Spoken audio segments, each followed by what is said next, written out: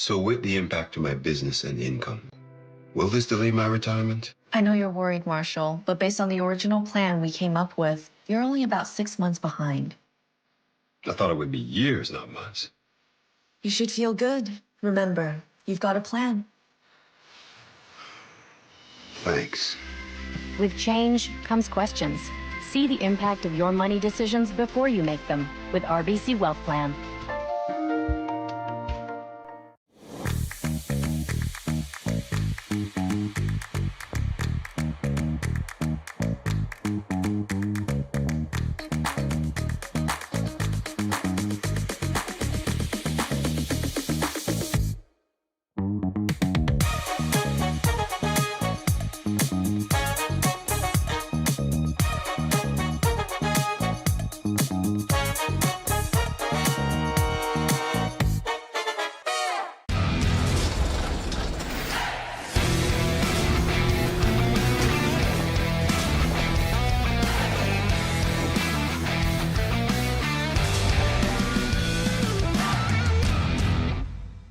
Aztec Safety is #1 for online safety training. Aztec Safety is the proud sponsor of the Aztec Safety Challenge, the #1 event on the World Curling Tour. And Aztec Safety has been a proud sponsor of Team Jacobs on our quest to represent Canada at the Olympic Games.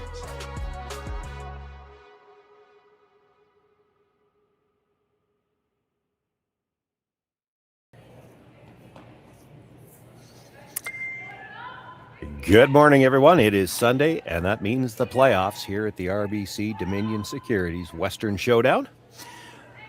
We started play Wednesday evening on the women's side, round-robin portion, a playoff section to determine the 8 qualifiers, and here we are, all of the women's action on the ice this morning. We've got this feature matchup between Silvana Tirinzoni and Kayla MacMillan.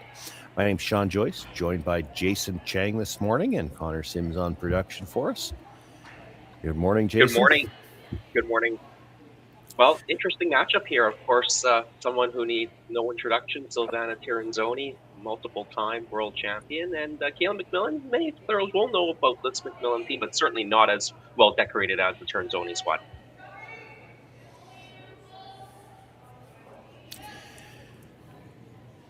Tirinzoni was one of the teams that won her pool. The playoff format here was through the round-robin portion. You played 3 games. The 6 teams that won their pools, as well as the next 2 best qualifiers, played off. Those 8 teams played for the first 4 playoff spots. The losers dropped down and played a second qualifying game last night. Now, as it turns out, not on this particular sheet, but there are 2 of the women's teams playing this morning that would have gotten off the ice at the same time as we did last night. They got off about 11 o'clock to midnight local time, and they're back out there today looking to try and stay out there all day. No rest for the wicked. Yeah, some of those Isn't teams that would the have played saying? 3 games. Yeah, exactly. Yeah. Yeah, some of them would have played 3 games yesterday, including that very late evening draw, and now back out here early in the morning, 8:30 Central Time.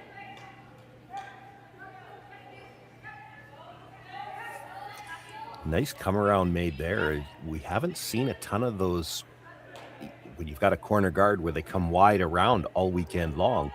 It just hasn't been as much curl, and there hasn't been as much play wide, so that might be part of why they're just not comfortable playing that. But she didn't want to come around the center, of course, with Last Rock. Yeah, you're right. With the amount of curl here, not as much as the slam ice. And the slam ice, once you have a corner guard, you rarely see teams going wide around it. You just would have to do it so far off the sheet that you might not be able to get there. But here is only about 3, maybe 3 a bit extra curl. Yeah. Well, that's why I say it's a little surprising to me. You could get there on this ice, but I haven't seen a lot of it played, and I think part of it comes down to, we were talking about this a little bit last night, because the broom never gets out that wide. As soon as you start putting the broom out into the 12-foot, which is where you had to be to come around that guard, they're probably not as confident that they know their weight. We certainly saw a few draws missed yesterday when they had to go wide. Yeah, and now Silvana trying to get rid of that center guard and roll to a corner, and not a bad shot, but she just didn't quite cover her stone in the house. Left the port here. Yeah.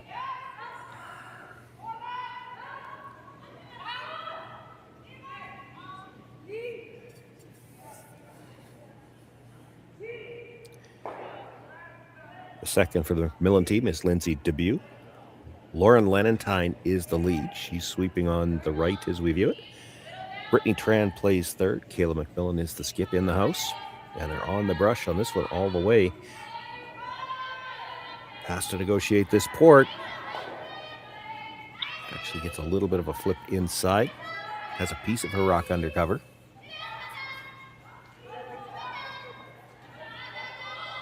Could go after it directly, but it's a short run, and she doesn't like that guard that close to the center line anyway, so Tirinzoni's going to play the run. Might be able to roll to a corner on the other side. If she gets it just slightly across the face, could roll it behind the guard as well. Carol Howell, the second. Selena Vichonki on the brush here. Silvana Tirinzoni throws the third stones, but calls the game. She's in the house. And, of course, Alina Petz throws the fourth stones for this team. Yeah, and that back-end duo of Silvana Tirinzoni and Elena Petz have done so well over the years. And, you know, maybe one of the top teams, well, definitely one of the top teams in the world, maybe just one step right now behind Rachel Homan. They're just trying to find that little extra to give Team Homan that run at the Olympics, because I think everybody thinks Team Homan of Canada is the favorite going in.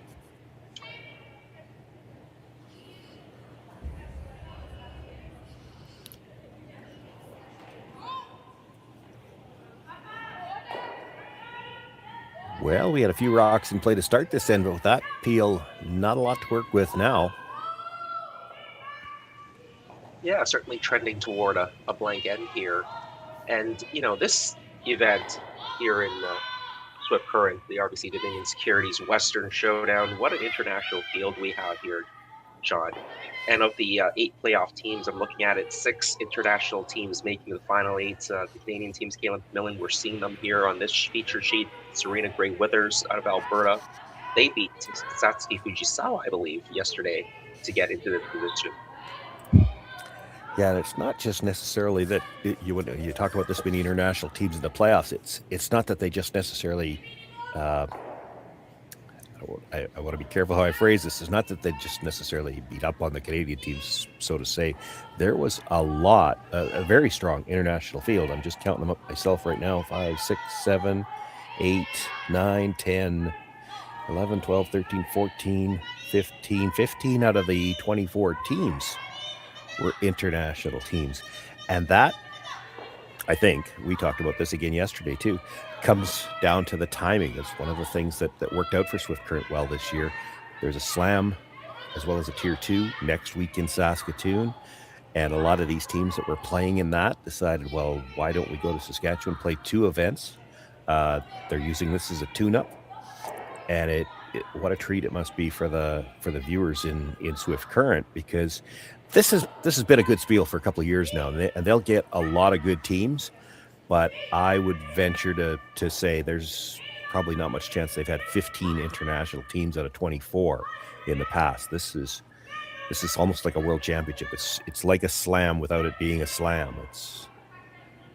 Oh, absolutely. And you look at the teams who made the playoffs. You've got Isabella Rana, who just came off a European championship, of course, an Olympic gold medalist. And you'll have Korea's been at many slams before. Right here, Silvana Tirinzoni, European champion, Madeline DuPont as well, former European champion in the final 8. So really exciting to see all these teams. And of course, great work from Kayla MacMillan to make it all the way to the quarterfinals. Yeah, certainly you have to envy the people in Swift Current. Generally, you only get to see a field like this on TV. You can come down to your club in Swift Current, still see all of these teams. Could have seen them all weekend long, and still a number of them around for the last day today. It's always misleading. I've been in this club. We look at the background, and there's just the 2 rows of chairs. There's nobody sitting there, but of course the better viewing is upstairs. So I would bet it's packed. Yeah, that upstairs lounge, of course, really nice here.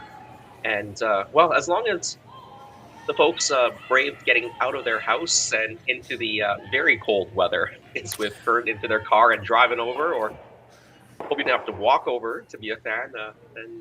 Otherwise, you can always join us on Curling Stadium in the comfort of your fireplace. Warming up today, though, I believe. It's supposed to, here in Saskatoon, supposed to get to -9 today, so might be a good day to venture over to the rink if you happen to be in Swift Current. positively balmy after minus 36 2 nights ago.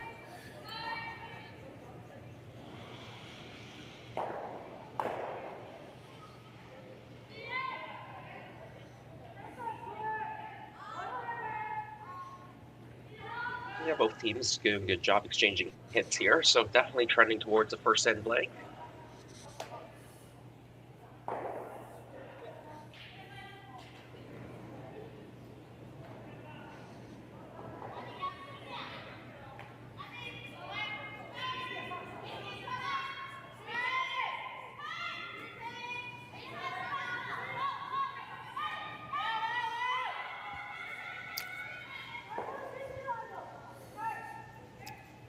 Important here for Alina Petz to stay on this one.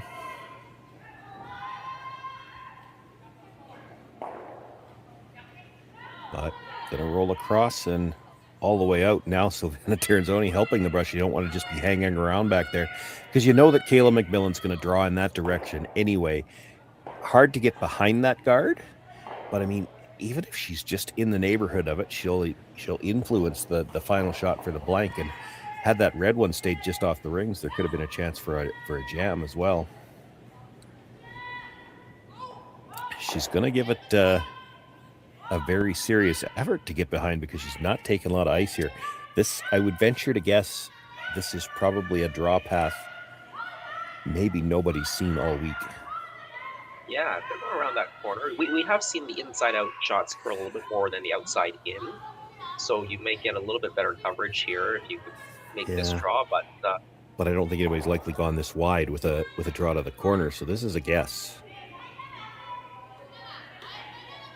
Worth the risk, I think, though. I don't see much chance that you're tapping the red in, so give it a go. Even if as I said, if you get edge to edge, at least you've influenced Alina Petz's shot for the blank. She'll have to play the out turn at it and roll all the way across the rings to get out. Yeah, like you said, not too much risk. As long as you're always hitting the guard on the high side, you won't be ever pushing it in. I would have probably taken a hair more ice just to be safer, but we'll see. It looks tight for sure, but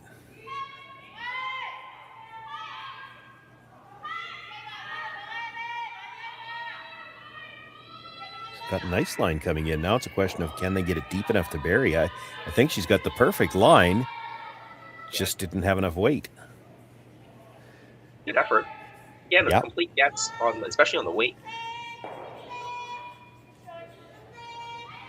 Well, it does make the blank a little easier. Just pick a spot you want to throw it through. And of course, with play having started on Wednesday, by this point in the week, I think probably most of these teams know most of the ice, but they'll pick a spot. In this particular case, playing inside out, you won't see a lot of the teams throw that as a rule, so they'll try to get a read on this spot in case they need it later on in the game. Put that in the memory banks, put nothing on the board. Still no score after the opening end of play. Silvana Tirinzoni, Kayla MacMillan looking for their spot in the semifinals. We'll have second end action for you right after this. Brett, come on, man. I know Aztec's #1 for online safety training, but we really should be out here practicing. I know, guys. I'll be right there. Just let me finish this course on gas detection. Wait. Do you smell that?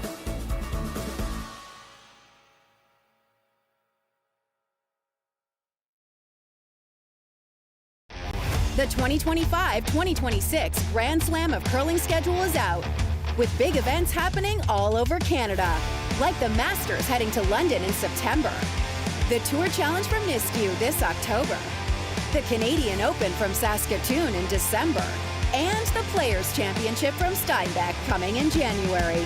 Early bird weekend and full event passes on sale now at gsoctickets.com. Let's rock!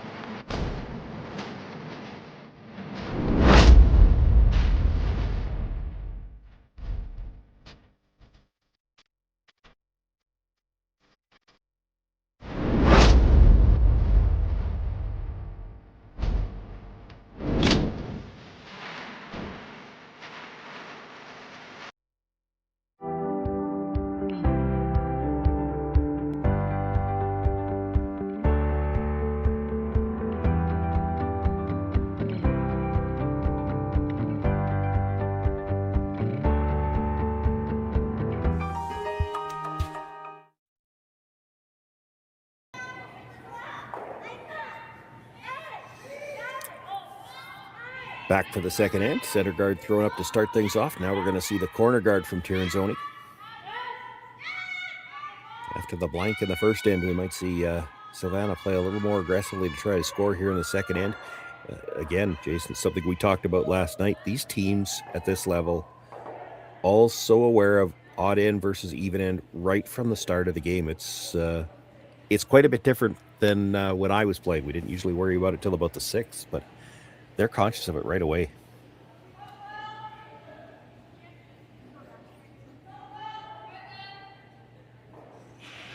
So looking for the come around now from the side away from the corner guard, just in case they don't get it dead behind. You don't want to leave the roll behind the corner. Gonna have to go to get this by, though. Might not have the weight. Rub off the guard. Maybe just a couple feet short on the speed, and the sweepers just couldn't hold that line. Well, as much as Silvana wanted some rocks and play to try to generate some offense here, she's already got the front of the house pretty closed off. You can't really do much about it yet.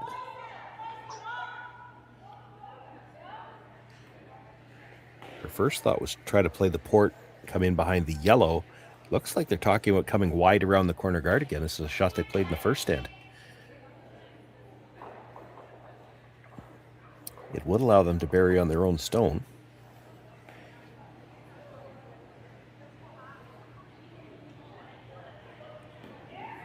Similar to how we started the last end. The issue for Tirinzoni last end came when they tried to peel the center guard. They rolled over, tapped the other one, and left the stone in the house open in a port. And a couple of rocks later, we were looking at a blank. Yeah, but pretty well executed. Wanted them maybe a hair deeper, but not bad. Yeah, it's not bad there.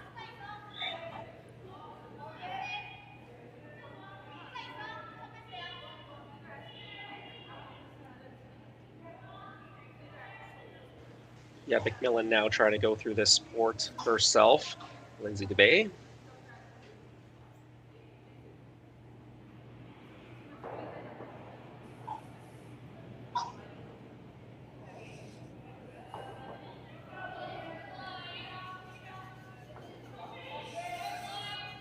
Both brushers down early. This did seem to get inside that line a little quick. They've got to really work to get it by the yellow guard. They're going to rub, and if that red wasn't fully buried before, it is now. But I also don't see any way you're getting to the button anytime soon, and Silvana Tirinzoni might not like that. She's looking at, I don't even see a real obvious double peel. Like, she might be able to move one. Yeah, she certainly doesn't like those three yellow guards right in front of the house there. So I like this peel here, and she'd love to move two of them, but it's tough to do. Hard to move two without disturbing the situation that you've got on the two reds there. I think she wants to leave those two reds exactly where they are. So yeah, the only double I'm seeing maybe is if you play. So the tighter two yellow guards play the half rock double between those two, but then your shooter's staying there too, and you're still leaving the one on the center line.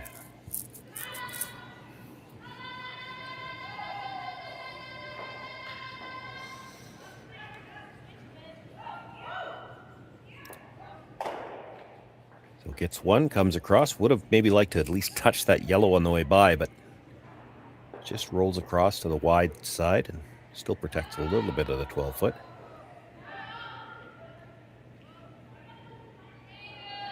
Yeah, but her main objective was getting rid of that center guard, leaving the middle path open. So she has done that. This is going to force this run back here. That's funny that you say that, because that's what I was just thinking, that as much as you always want to have the button available. Well, the button's still not available, at least not for a draw, because the two corner guards are still in the way. But she dealt with the center guard first. She might still have to deal with one of those others just to give herself a clear path. Oh, a little bit of a bad break here, looking for the run back and is going to stuff it in behind one of the other guards. Like, she can see about half. That's better than nothing. Yeah, but with that jam there, you're definitely going on the offense now if your team's Tirinzoni. Yep. You have to be a little bit more careful where you put this. You don't want it up if you're just full 8, you probably leave a double off that rock. So you got to try to get this one close to the tee line. Yeah, steepen that angle. Yeah.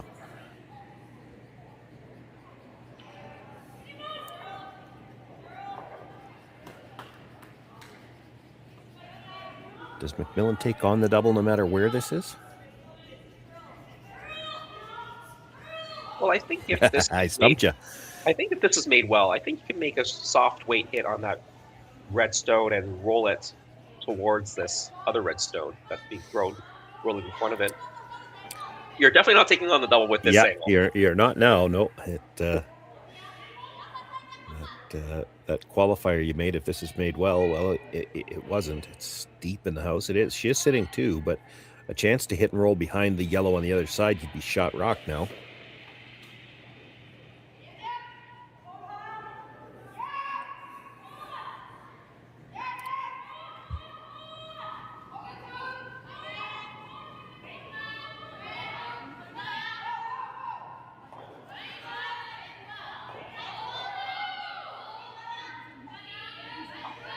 Looking for a soft weight hit here from Brittany Tran. We'll come over enough. We'll finish off that center line, but it took a long time to cross. She'll make the hit, but loses the shooter.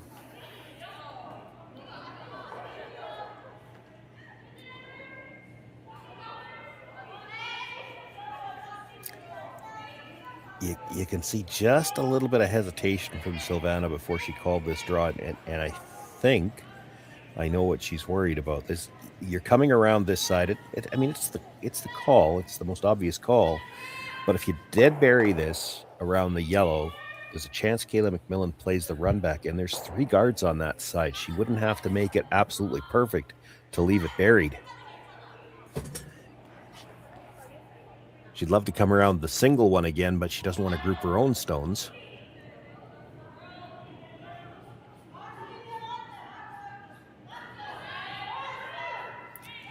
You make this first, and then you worry about what your opposition might do. This is the more obvious call. Now, it'll be a very gradual move till it touches that center line. They do cross pretty hard, but she's got to get there first. There it goes. It's a good example of just what we've been talking about. I mean, there's not as big a movement here in Swift Current as what we've seen in other events, but there's good late movement. There's good finish, and it certainly moves hard off the center line. As she went through the port, she was still just on the other side of center, and she's got that 3/4 buried. Yeah, it ended up pretty good. Good late finish. We saw that on that shot really nicely, how much it did finish at the end.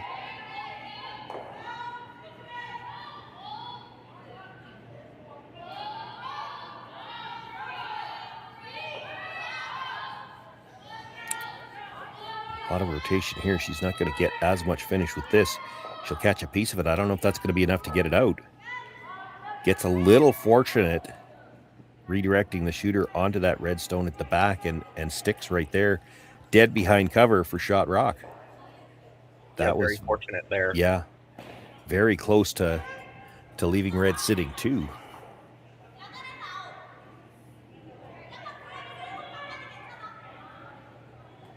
Try to tap this back a couple of feet, maybe 3 feet, but 2 again. Yeah. I'm almost surprised here by the turn selection, because when they put it there in the first place, they did it with the wide out turn. That's right.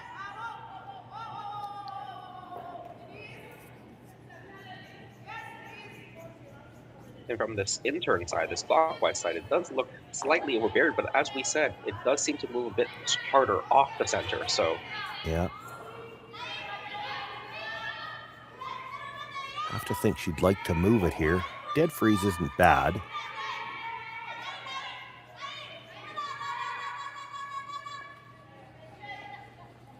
Sweeping for curl now. It's going to need to take some of that big move that we just talked about. It's going to get a piece. Does not move it far enough and loses the shooter. I think yellow is still shot stone. Yeah, I would agree.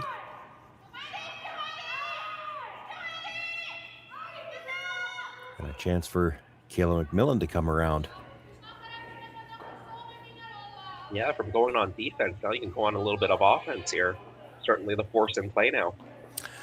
Yeah, not even just the force. I mean, yes, the button's open. We talked about this earlier in the end, or I think I mentioned it anyway, that the button, you can see it from the hacks. You can't draw to it with either turn. The line you need for the, I guess, the out turn draw is going right through that guard right now. Yeah, I would say the intern's going through the other guard. So you bury this on the top 4 foot behind that guard, it's going to be a tough one to draw to beat.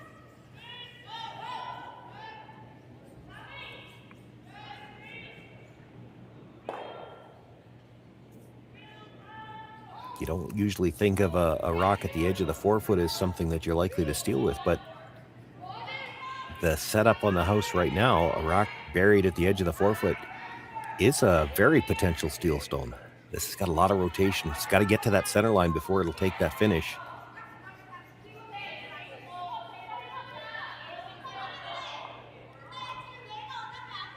I think they're going to give Team Tirinzoni a chance back here because this one's going to be deep. And now Silvana can come around the guard and put it in that 4 foot area, like we said. She can play the double, too. That's right. That's actually why Alina got up to the tee line and then decided, no, I don't think I want to sweep this because I don't want it to be even. It slid deep enough that it's a tough double. It's flat, but Alina Pett's one of the best hitters in the world. It's certainly in her wheelhouse. Silvana's thinking now, well, if we're behind the tee line again, we give her a way out. Maybe we just draw. Get the skips deuce, get in front of the tee line. All right, Silvana, thanks for making me sound correct on that one. Yeah. Going for the draw. But you're right, the double is a good call too. Just depends what you want to leave and what you think you can make here. It was Alina's first thought, as she didn't even sweep that one back. You could just kind of read her mind. She's thinking double to sit 2, but this shot probably makes more sense. Not as much rotation, but she's got the same problem. It has not got to the center line yet, and that means she's not taking the finish. Now they're playing the freeze to the back one. She's going to tap it a little bit, not far enough to get it out, and she rolls across to where she's wide open. Yeah, I didn't really get anything out of that shot. She had moved the yellow one far back enough. Maybe it helps a little bit. Then Kayla would have to be a little bit more careful with their hit. But now you can hit at 3. You might still leave a triple, so you're trying to roll a little bit to the left-hand side from the thrower's perspective. Yeah. You almost want to roll dead buried, I think. Those rocks are so close together. You usually look for the 90-degree angle, but they're so close together. If she rolls just to the other side of center, the triple's probably still there. Nose hit it, I think it's there. Just the other side of center, it's still there. You probably need to get this behind cover. And honestly, if you rolled out here, you've still got the force. That's all you're thinking about here is the force. You just don't want to leave the triple for 2. Yeah, really good point. There really is no double on the 2 stones right now. That being said, if you rolled out, you might actually end up disturbing one of those 2 yellow stones. So, you'd have to cross it and roll out over the top of your own. Yeah. Well, that might be what she's doing. Although this is really curling. This one got to the center line. You talked about disturbing it. Just gets across the face of it.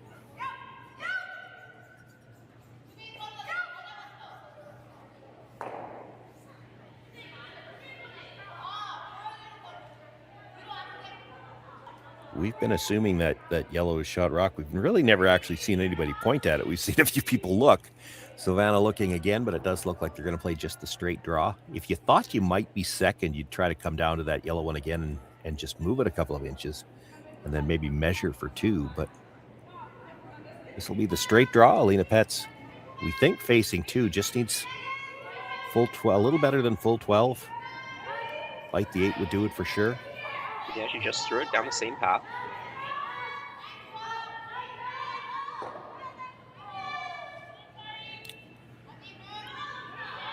Doesn't have line to the back one yet. crosses that line a bit and then starts to move. Will come to rest. Back 8 foot, picks up the single point.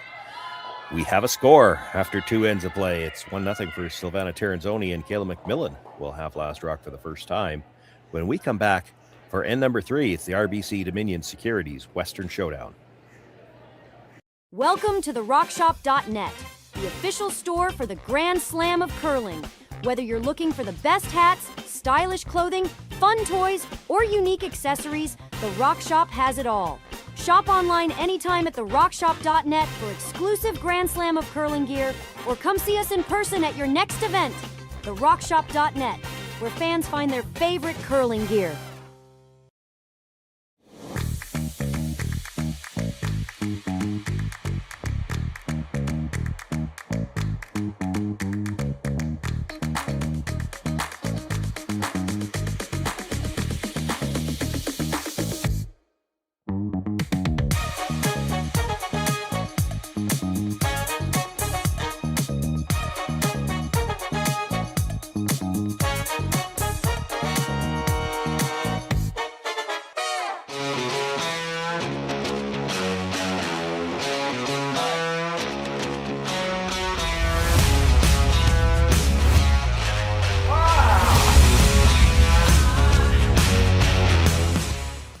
Developed over a decade in collaboration with the finest ice makers this side of the Atlantic, the Pebblehead PB5 is nothing short of a triumph of sophistication and craftsmanship. Weighing less than half its lumbering copper predecessors, yet boasting tenfold their durability, the PB5 delivers perfect, consistent ice, time after time. The PB5 by Pebbleheads.com, the apex of ice-making ingenuity for the roaring game of curling.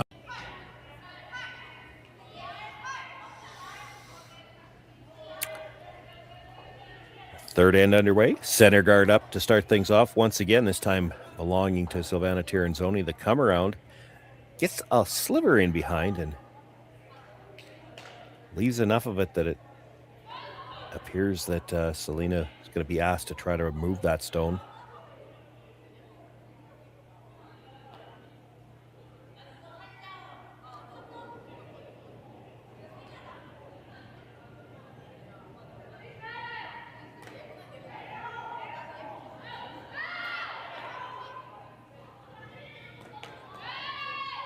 Just cleaning. This needs to move. Sweeping for curl now. She's going to get a piece, but it's very thin.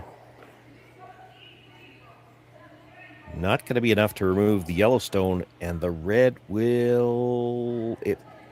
I would say it left the house and spun back.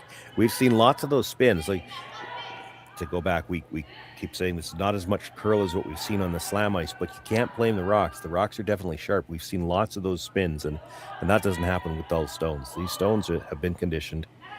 I know the ice maker here at Swift Current, same guy that will be doing the ice at Provincials.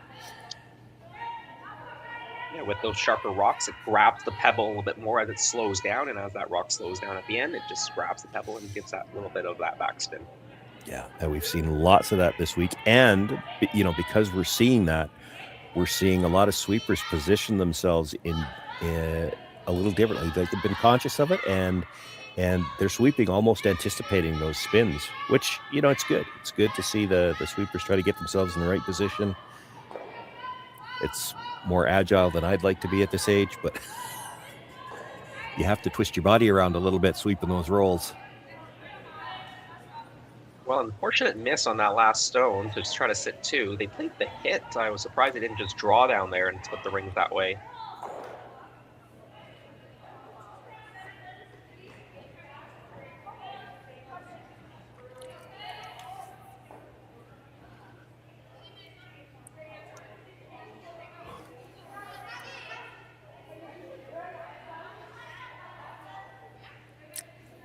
Now Lindsay being asked to play the hit and roll, and not simply roll behind the guard here. They want to roll past the guard. You don't want to roll behind a center guard, the opposition color at the back of the house. You're not wanting to take any chance of getting forced here, but she's got to start to group these red stones if she's ever going to get back to a blank position.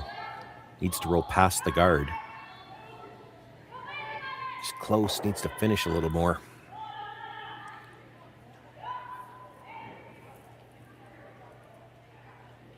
Now the shoe's on the other foot. Tirinzoni would love to get the play behind the guard, force a score here in the odd end. She'll still be behind the tee line if she makes this roll, but there's not going to be a lot of scoring area. Yeah, for that team without last stone, even if you're behind the center line or just behind the tee line here, you're just cutting down the scoring area. Yeah, you'd love to talk her into playing a freeze. I don't know if you'll convince her to do that anyway, but now I wonder, does this change the call at all? Because you could just roll behind the guard. You're going to be at least half in front of the center line, but it doesn't look like it's tempting her at all. She's going to play for the long roll and still try to get back to a potential double. Yeah, certainly Kayla's strategy here does seem to be keeping that blank alive. They jumped the sweep on this. Did a good job to hold it getting by the guard. And they will roll to the other side of the guard.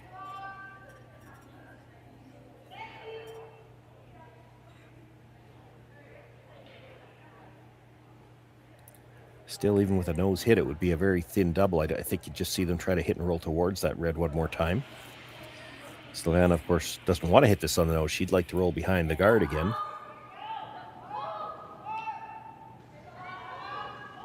Yeah, if Silvana makes the roll behind the guard, I'd be interested to see whether Kayla switches strategy and plays the draw next. I love that you said that. I was just thinking the same thing. We're on to third stone. It's like, how long can she wait before she has to decide, well, it doesn't look like we're getting a blank. We better try to score two. Yeah. Let's see what happens here, but that is what I would do if Silvana gets behind the guard. They're really thinking hard to hold the line, though. I'm not sure she's getting by the guard. Yeah. Must have gotten it going because it was moving pretty hard.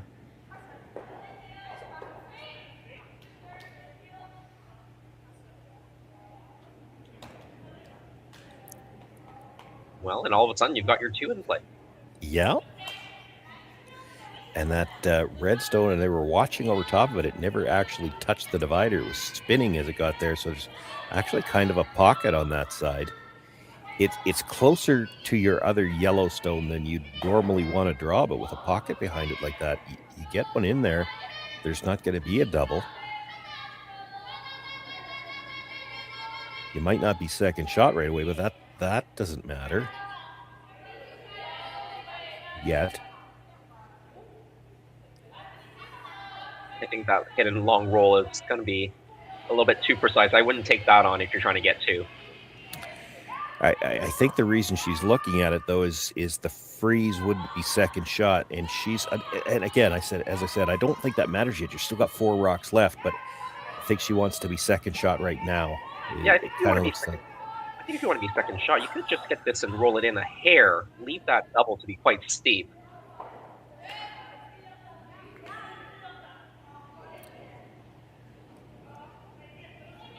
The long roll is pretty precise. If you don't get it all the way there, then you could leave that double for Silvana, and your end is for two might be over. Yeah, it's not critical to get frozen in there. There's never a 3 in play. That was the way to do it. That was almost a very sneaky way to do it. Jammed it in there, didn't so much as get the freeze, but she's left the 2 yellows almost dead even. Take one more look at this. They were hoping to hit this quite a bit thicker, even jumped on the offside sweep, hoping to get it to curl. Just catches a thin piece, comes across, clips her own stone at the back of the forefoot, but fortunate that she drives it right onto that red stone. And the yellows in the house end up dead even. Yeah, if they actually got a little bit more curl, I think that yellow stone maybe slides underneath that red stone, and she's only sitting 1 after that. So yeah, true.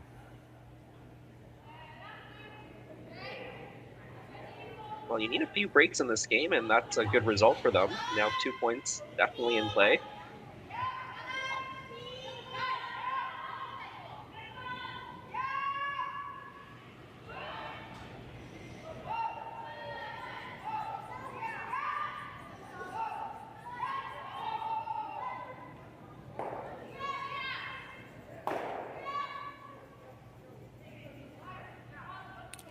Just looking for the nose hit here. She wants to exchange hits a couple of times, try to get this high enough to have a shot for the double onto that stone at the 12. Kayla MacMillan aware of that. She's going to try to roll this to the outside now, put some space between them and try to keep them even in the house.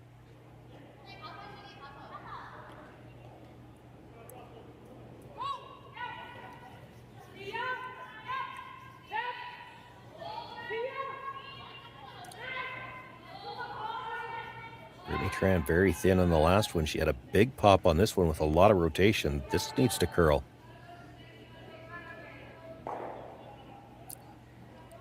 Well, she got fortunate on the last one, not so much on this one.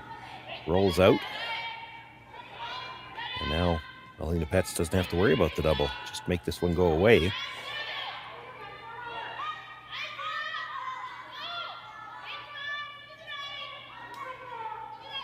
You give the opportunity right back. Yep. I think you do want to roll this towards the center a little bit, right? You don't want to stay right there. That's what I'm thinking too. Just still leave a kind of a pocket there. I'd be tempted to maybe throw a freeze in there if they nosed it. Yeah, probably not in the third end. I don't think you'll see the teams take a shot. If it's funny, we talk about odd and even. If it was the fourth end, I think she'd freeze all day. But in the third, I think she'd still hit it. Yeah, I think you're right. The odds and evens do make quite a difference.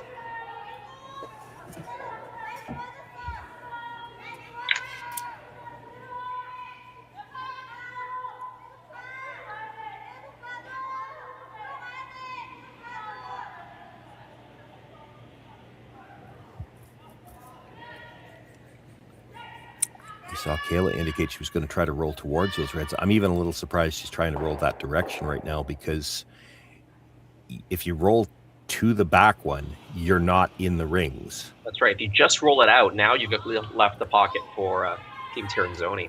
Yeah, and it's not like you can really make the hit more difficult. If you could roll to the corner of the top one, you'd still be in the rings, but you can't. It's too deep for that. And you'd hate to leave it where it's possible for Alina Petz to do that, and now your blank is a little trickier.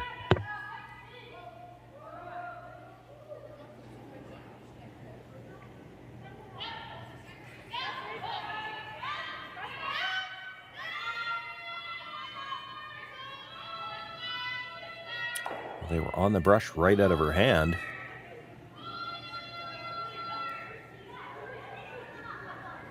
Going to make very thin contact. This one curled across the face, just catches a piece. Will remove it, but the shooter rolls out of play as well. Silvana was ready to hang the blank on the board and go down to the other end, but Alina says, no, I got one more to throw yet. Yeah,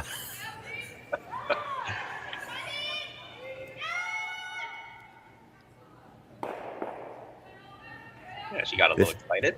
This is interesting. You saw in the first end, Kayla MacMillan trying to come around a rock that was just barely in play, and how tight the ice was. Here with Alina Petz, essentially it's the same type of shots to the other side of the sheet, but trying to get in front of one that's just off the rings at the back. She's taking a lot more ice. So this is that what you talked about on the first end.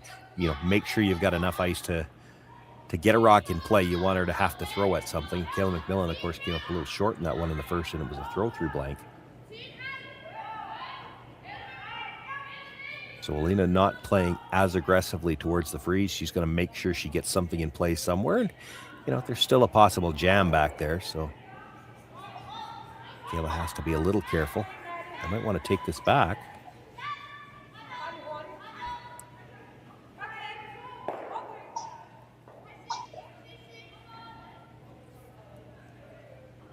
Yeah, I would have thought they would have wanted that maybe a foot farther back, so she had to play the long roll to get out.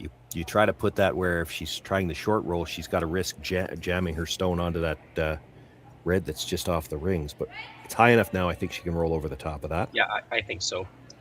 Yeah, what you're saying is if that red stone had gone to the back 12, kind of beside the second red stone, further back. Yeah, another, a foot back is probably close. You look at that angle where, if you hit this, you could double the two reds, except you don't want to double the two reds because your yellow would stay in the rings. And then she's got to play from the center line side and roll. It's an 8-foot roll to get out then on the swingy turn.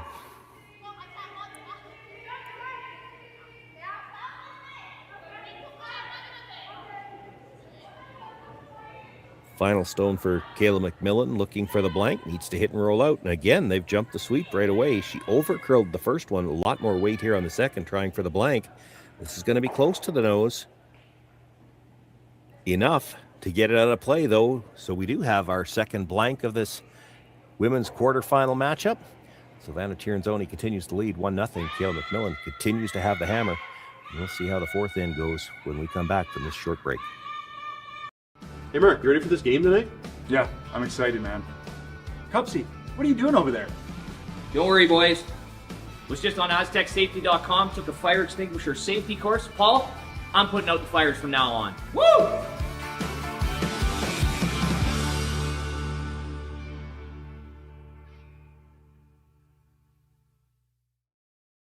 Welcome to therockshop.net, the official store for the Grand Slam of curling.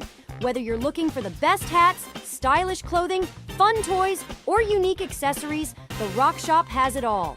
Shop online anytime at therockshop.net for exclusive Grand Slam of curling gear, or come see us in person at your next event. therockshop.net, where fans find their favorite curling gear. So with the impact to my business and income, will this delay my retirement? I know you're worried, Marshall, but based on the original plan we came up with, you're only about 6 months behind. I thought it would be years, not months. You should feel good. Remember, you've got a plan. Thanks. With change comes questions.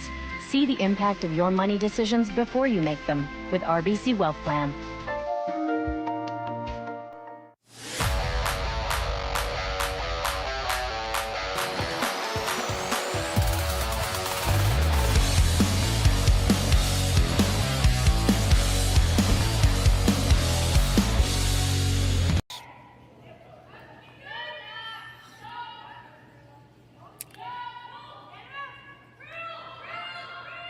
Fourth end, starting much like the earlier three. We see the center guard, and those center guards have been perfectly placed so far in this game, splitting that center line.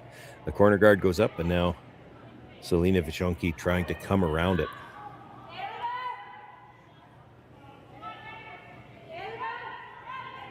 And even this, it's the same every end. When they play the come around, they're coming around from the side opposite the corner guard, so they don't leave the hit and roll in behind.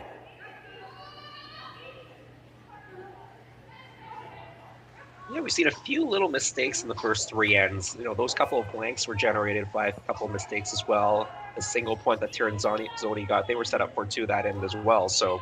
Mm-hmm.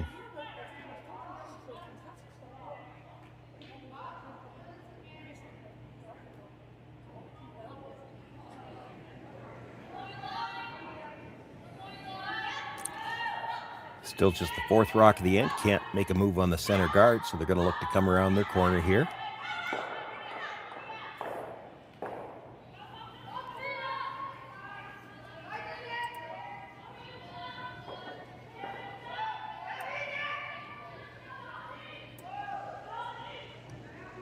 Nicely done.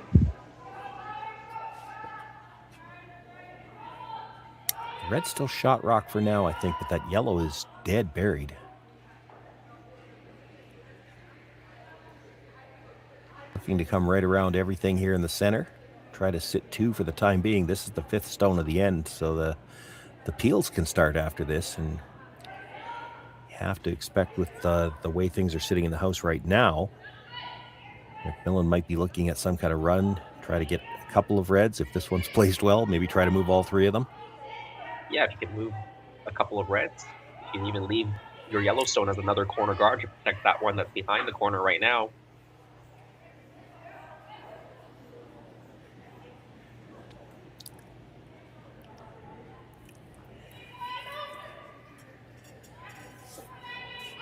Tirinzoni sitting two behind cover right now, but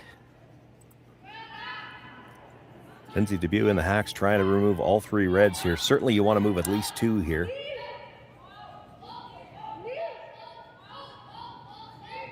Gets the guard, catches the second. Will drive it by the third, but as you said, Jason, she rolls across. Now she's got her buried stone is between angle. angled guards, and I don't think Silvana could even peel the guards because I think the yellows are angled towards the red in the house. Yeah, One really more great look at shot it. really good shot from Lindsay here. Yeah, I don't And think that she missed bonus- the third one by very much either. No, it just went by. But I don't think that really matters. Silvana's going to be really thinking about how to deal with this situation now because obviously there's no run back on the yellows to get rid of the one in the house. And it's risky to peel them because they are lined up to go towards that red. Now, they're close enough together. Depending how you hit it, there's going to be some kind of drag. But, boy, if you ever were to stuff that on that stone at the back corner of the button, you've set up the opportunity for two.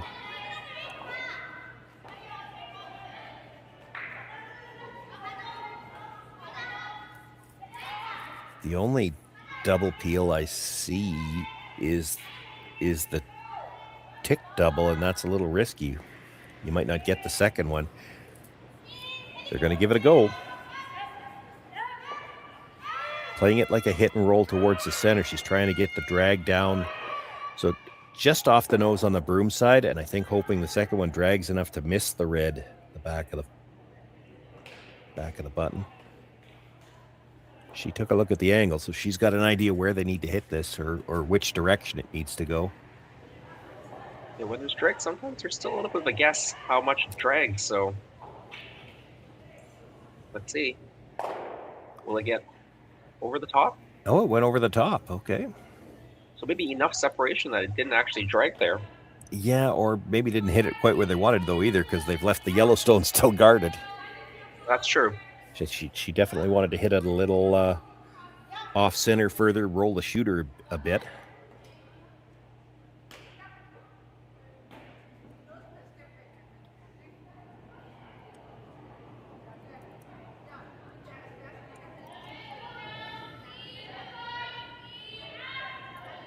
Gives Lindsay a chance to make a play on the shot stone and just needs to hit and stay to sit 2 for now.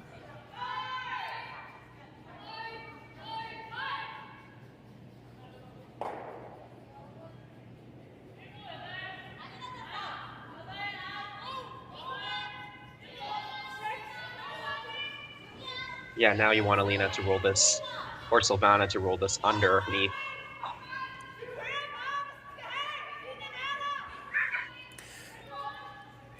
Also, I saw Alina gesture towards the straight back on the red. Alina would probably be the one that would be more inclined to play that. She throws those run backs so well. Silvana can throw them too, but the soft game is definitely her preference. Outstanding drawer, always has been. Absolutely, yeah. The touch, she's got just fantastic touch.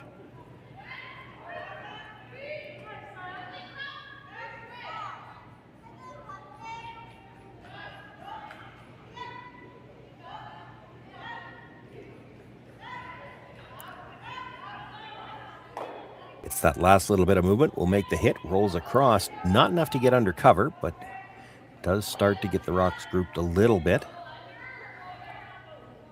MacMillan's going to ask Brittany Tran to roll back to the other side.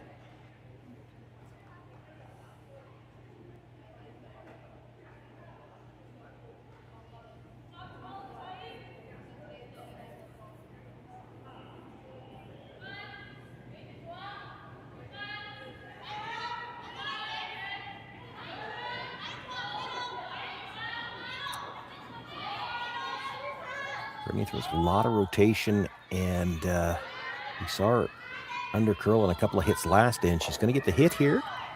She will hang around this time. Yeah, whatever she did, good adjustment from the last end, because she did roll out both times, last end being on the wide side. Yeah, well, she didn't exactly roll out the first time. That was the roll into her own and kick it over onto the red one at the edge of the 12-foot. She almost set up the deuce, but it was one of those ones where you have to turn around and say sorry.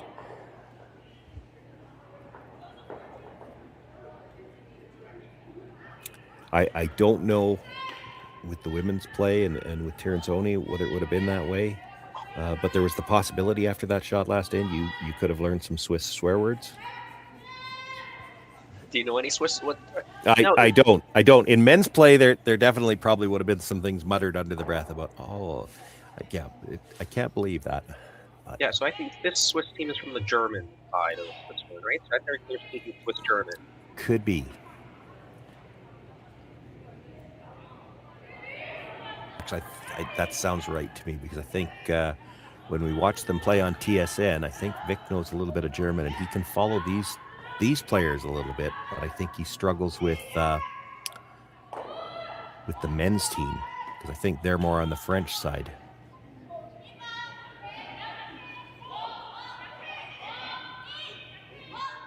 Made the roll, long roll, and I think she still shot rock too. Yeah, really nice shot there from Silvana. I You wasn't said nice touch, soft weight. They got the carve. One more look at it. How far is this going to roll? And there it is. I've got to look at the overhead and see where it stopped. But yeah, she's got shot rock in behind cover. You can chase this though, as you said. Yeah.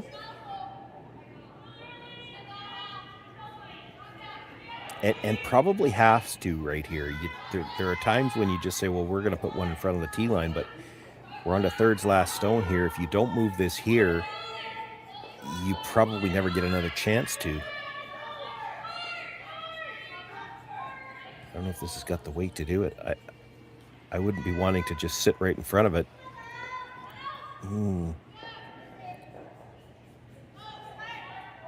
Well, it gets shot, but now Alina Petz can follow it down. You're just going to go freeze after freeze after freeze, and you may get forced.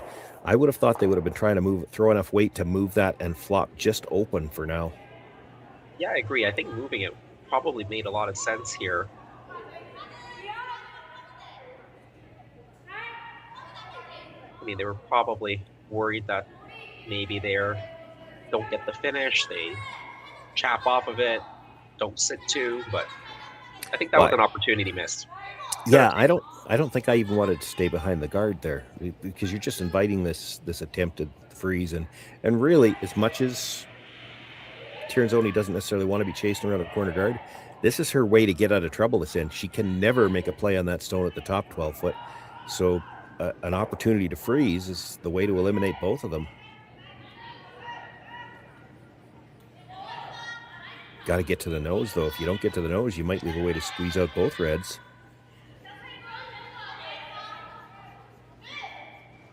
Weight was perfect. Can you see enough of it to blast it out? Yeah. I'm not sure.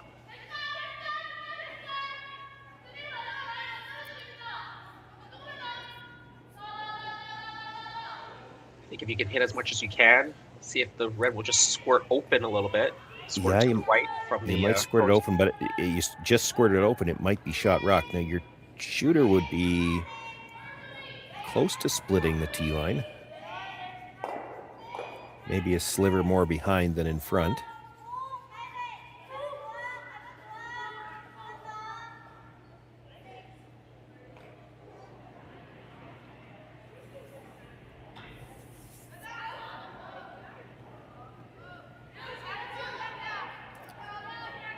Get to the nose and wiggle them a little bit. There still might be a shot to play the squeeze on the next one.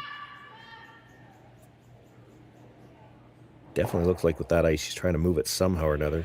Yeah, you do need to jiggle it a little bit, I think, if you're ever going to make one of your other yellow ones come into play. Yeah. But I wonder if she's not trying to leave the... Like, I'd be tempted to try to leave the back red in play somewhere so that when you play the squeeze, the second yellow's still got a rock to jam on. That's right. So just through rings, weight, move everything back a little bit.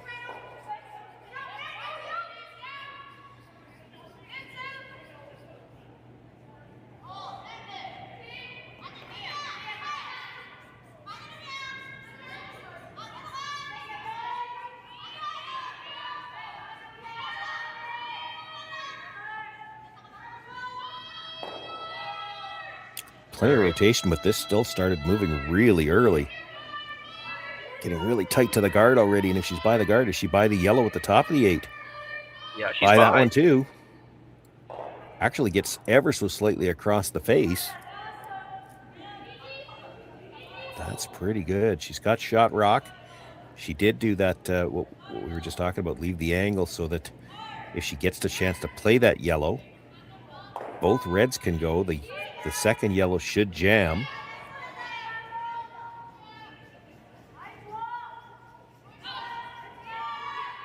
Hard for Alina to come down and do much with it. She can't really freeze to it again if she freezes to the inside corner, but she actually could make the shot easier.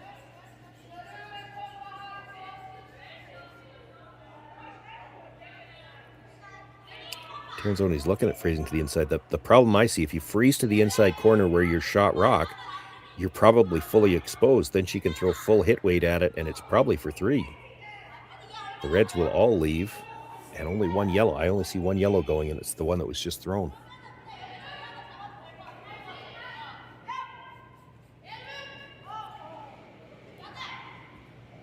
Yeah, do have to be careful here. They did look at see if they could move the yellow back just a little bit so that that blast angle isn't quite as good for. Yeah, there's not a lot of room for that.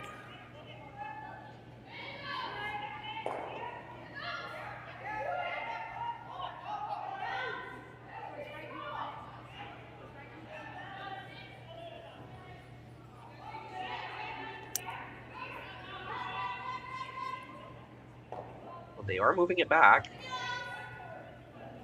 That actually probably works. Yeah, that's okay, I think. Yeah. She's sitting 2, and just the way everything's angled, there's no way to get to the blast and get that red that was just thrown, I don't think. Certainly not something you're going to want to take on anyway. If the guard wasn't there, you might be able to hit, well, if you could hit the back red first and then come into the side of the other one with a ton of weight, it might be there, but too risky to even attempt that with the guard in the way, because I think you'd want to play the in-turn to throw that.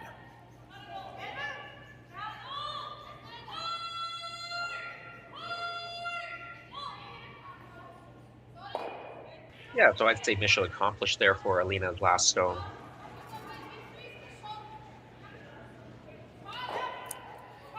Kayla MacMillan facing 2 with her final stone. Just needs the nose hit. She can pick up the single. Will be all tied up after 4 ends of play.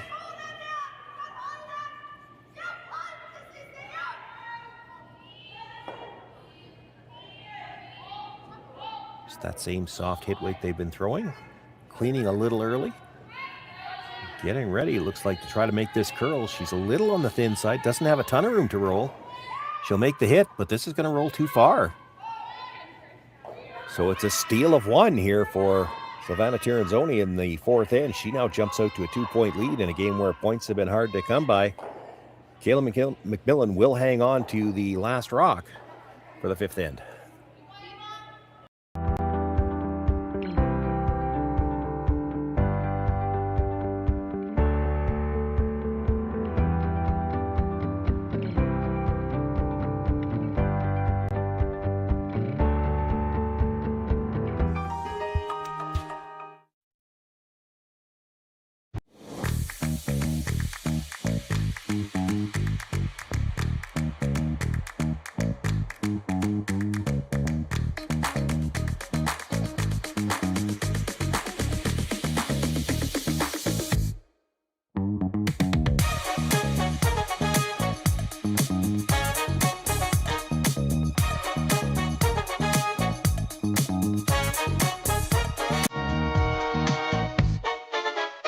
Hey Ben, what's the Aztec Safety online e-learning website again? Yeah, that would be aztecsafety.com. Fire extinguisher and firefighting, we'll send that one to Paul. Ah, now here's a course I should probably take. Conflict resolution. Power line safety. Yeah, I thought it might help me with my line calls. Did you know this Aztec website has over 100 safety courses? Jeez. Aztec Safety online course. Ground disturbance. Could have used that a few seconds ago.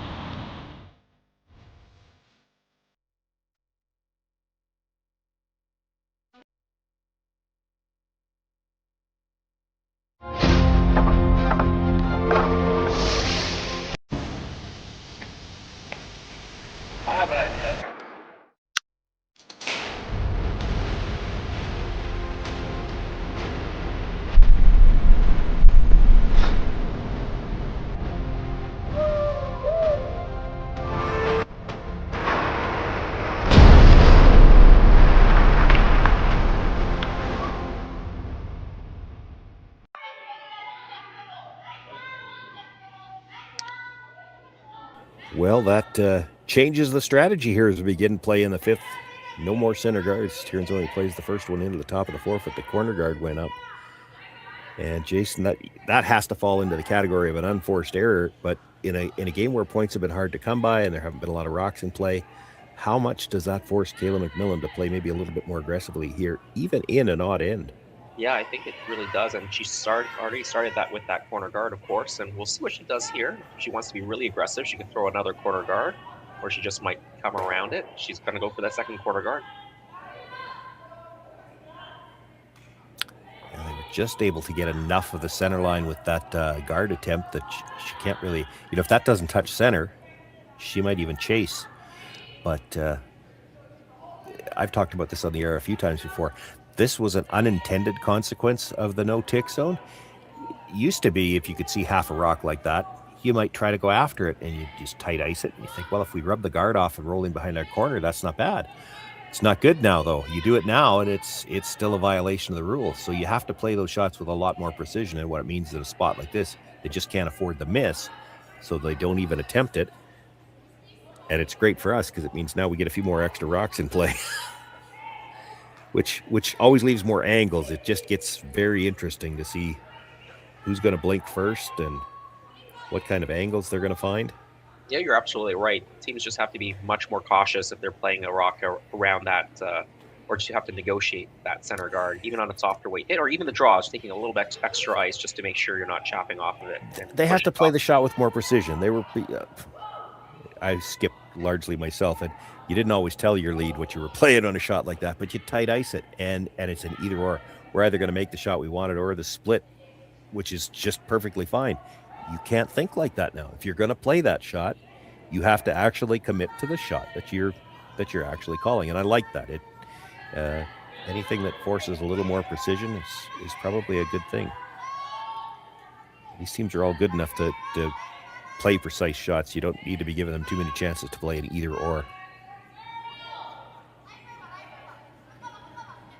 I do wonder whether that will evolve at some point as teams practice different shots. When the free guard zone first came into effect, and that tick shot was one of the hardest shots for a lead, but as teams started practicing it and getting better, that tick shot was played very, very commonly, right? At first, not very many teams played that shot thinking it was too hard. So well, and it's now starting to go the other way. Now, when you miss the center line, I've seen a few chances here, even this week, where teams have maybe had a shot to play it and they didn't throw it because of the no tick zone. They just haven't been playing it as much. They're not as practiced at it anymore, and they don't want to miss it. And essentially, that's a zero on the scoreboard. You don't want to rock where you get nothing out of it. So because they're not playing it as often anymore, they're not practicing it as much. And when they have the opportunity now, they're not as inclined to try it. But you're right. I mean, this strategy is always evolving as the rules change.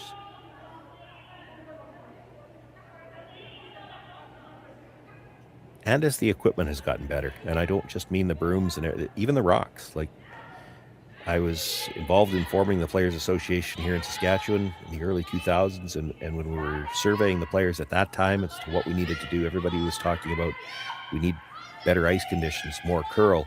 So that's just the early 2000s. And what we know now is, well, it's not really the ice, it's the rocks. If your rocks will curl, you don't have to worry about the ice. So most of that knowledge has come in the last 20 years, right? So now they know, even the manufacturers will tell you to condition the stones. You don't want them to get too dull. And the equipment is just better. They can make shots with the equipment currently. The ice conditions are better.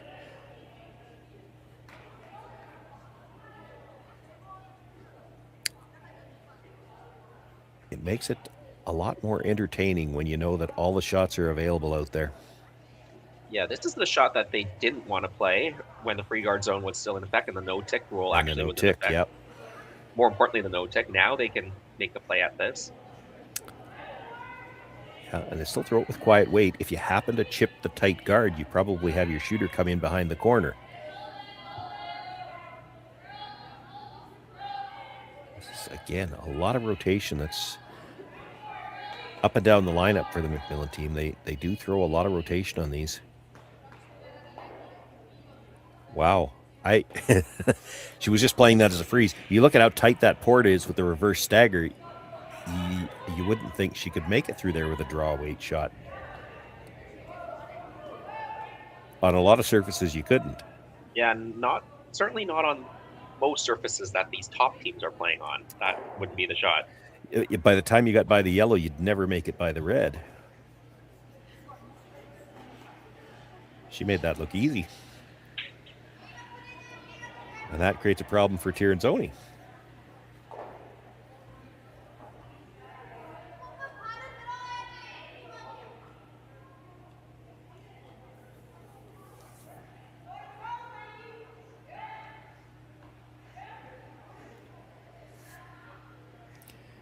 There's still an outturn path to get to that redstone now too. So you saw that they're kind of playing this as an either or. She can freeze just to the inside corner of the yellow. You saw Alina Petz talk about, well, if we crash the guard, we might take away both paths. Yeah, remember, there is one more high center guard out there. Yep. So if you crash on that tighter center guard, you're really creating a wall in front of the house there.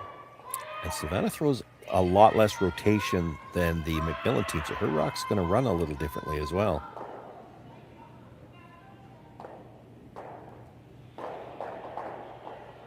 Boy, it looks like she can get to the inside corner of that yellow.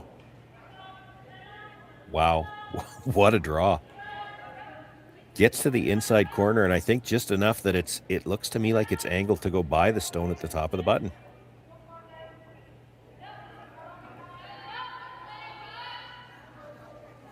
Yeah, excellent shot. You'll need drag if you're trying to catch the one on the button. It'll have to drag a little bit to make it. Now, if you're going to play the pick on that stone, it certainly it will drag that direction. That amount of ice, they can't be throwing this with a lot of weight. So maybe just trying to tap it frozen? Yeah.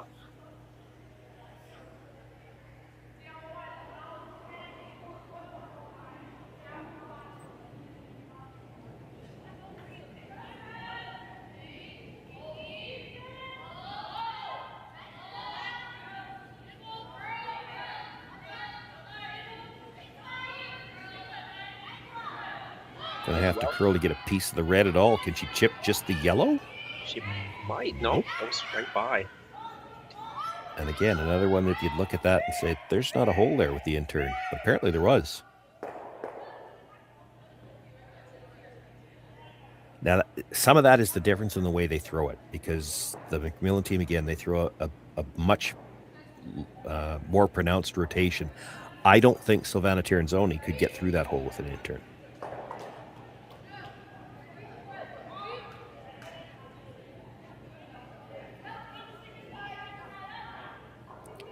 I really like that little chip off the tighter guard now.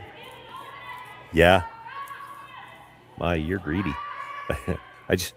You got to plug this hole first and foremost. You have to take this side away.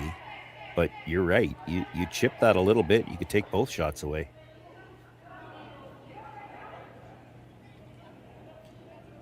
And it's really not that risky to play. You're still just playing the guard. You're sweeping it for that little chip. If you just end up guarding the one, that's fine. Not sure what they're looking at with the rocks in the house. They must be talking about what the possibilities are. They do see the chip now. That's Selena Vichonki talking about that. Yeah, there's also the angle run back right now that Team MacMillan can play on that corner guard, right-hand side from the thrower's perspective. Yeah. It's risky. I mean, if you ever hit it just wrong and you put it onto the red, it's a steal of 2. The red at the top of the 8-foot. Yep.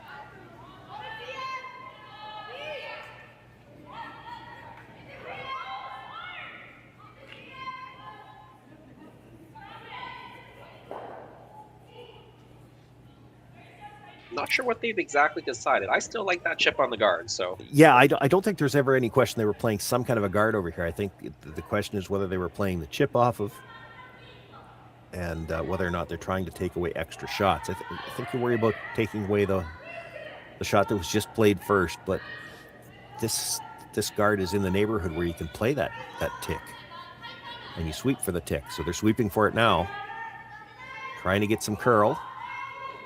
Going to be close to it. Well, they actually might have overcarved it. No, that's really good. Very good, very good.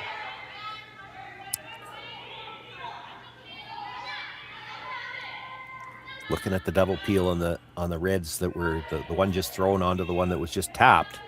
Try to get everything out of the middle, just leave that long guard to be a guard by itself.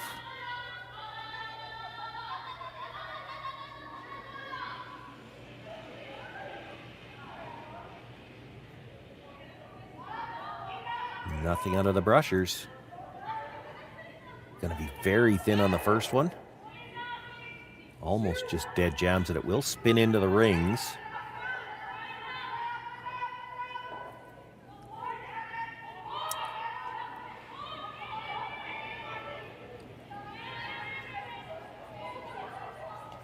Can Alina get to the red stone at the top of the 8 foot with enough weight to kill the yellow?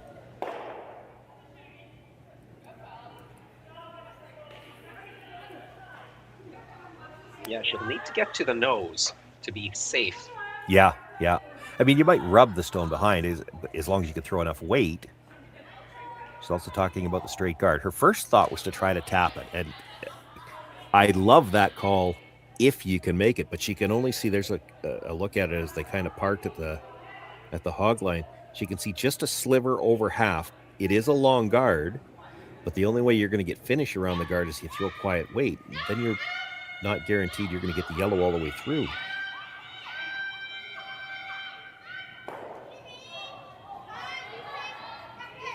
If the guard's there, she could kill the yellow easy. For sure.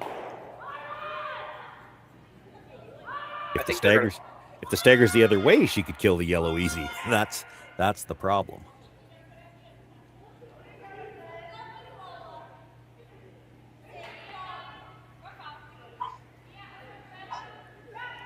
I think part of the discussion might have been that they don't think that Kayla can do much with it. Like she can't see the outside edge of that red to try to drag it towards to drag the yellow towards the shot stone now. Yeah, you're right. So they're going to guard the other side.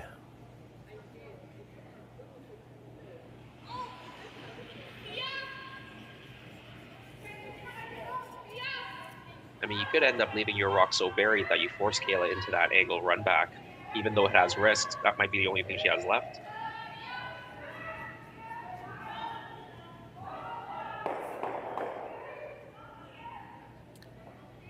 You get this tight enough, she might not have it.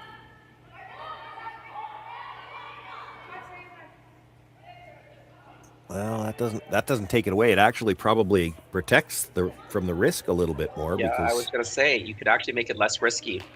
Yeah. I don't think she plays it on her first one. Oh, I agree with you. She'll have nothing if she misses it on the first one.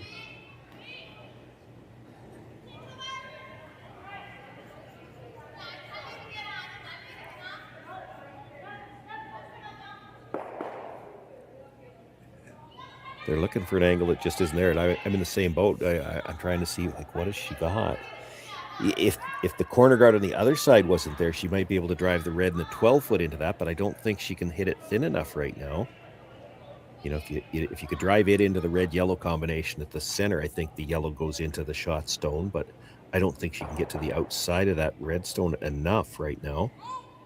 No, I was looking at whether she could make kind of the red double, the red that's in the full 12 onto that red onto the 8 foot and try to get it sideways.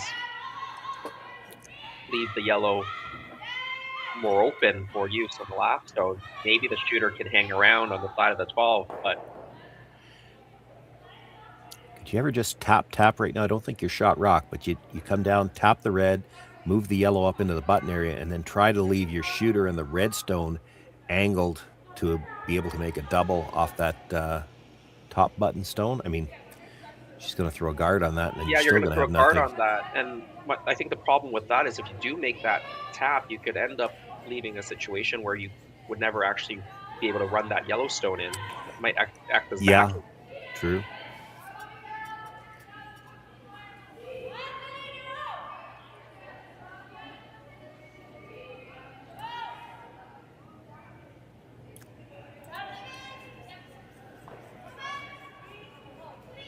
This is one of those ones where in my limited opportunities to coach, if they called a timeout here and you came out as a coach and they asked you, well, what do you like? I think my answer would be, well, I'd like to be throwing red.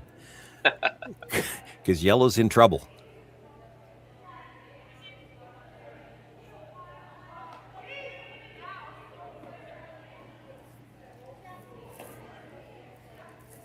Do you play the run now?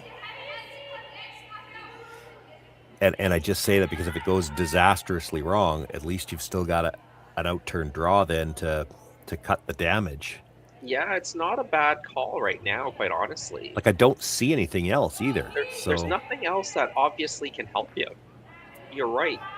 And maybe you have to play that run now. I know they're thinking that that's the last one they want to use, but there might not be a last one if you don't do it now.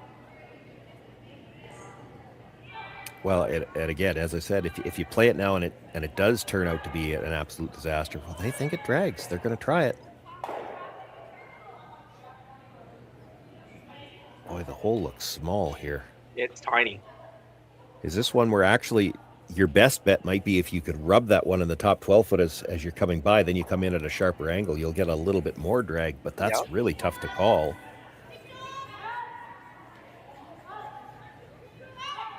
It's got to be what she's playing, though. There's not enough room to get through there straight. Not with weight, anyway. Certainly not with that broom.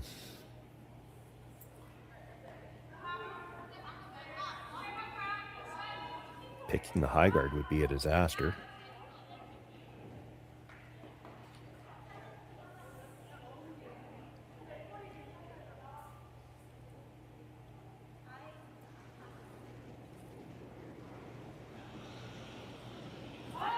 Kayla MacMillan with her first. Looking to move some things around here. Hoping she can get a drag towards Shot Rock. This is still out there. She's going to be fairly thick on that first one. Well, there it's moving. She gets a little drag, not enough. She'll touch it, leaves it buried. The yellow spins all the way across, and when the dust clears, Tirinzoni sitting 3. There is probably a draw path to the button. So Pets will try to guard that, and then what do you have? Not a lot. You'd need a raised double. Yeah, not a lot of options once you put the guard here. I mean, a pretty good effort there from Kayla MacMillan, but I'm not really sure she could have gotten much out of it. Yeah, She did, quite honestly. I mean, she hit it as well as she could. It just wasn't there. I think they were hoping at least to kill the shot stone that way, but it didn't move it very far. Yeah, you're right. It's still fully in the 4 foot, and now you guard this draw path, and you're going to have a tough time getting in there. 15-foot angle raised to the button. And actually, if she gets the guard tight enough, she takes that away too.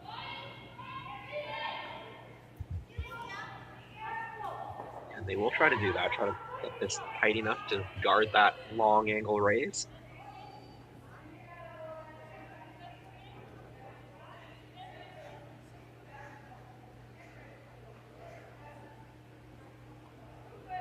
Well, she takes away the draw path, but the good news, and I'm playing fast and loose with the word good, is you've still got that open 15-foot tap to the button. There's still a shot. You're saying there's a chance. She's going to play this with a little bit more weight, so she's playing it as a hit, which is fine. You hit it on the right angle. You do have a couple of red stones over there you could make contact with to at least reduce the damage. If you're a little thin on the first one, it could even come off that stone just biting the top of the 12 foot. You come off the back end of that and it may spin into the 4 foot. Yep. Those are all the positives. But this is a long raise for sure. Game's on the line here. Yeah, that's true. It's already down 2, facing 3. And no guarantee she even cuts them down here. This is a tough shot.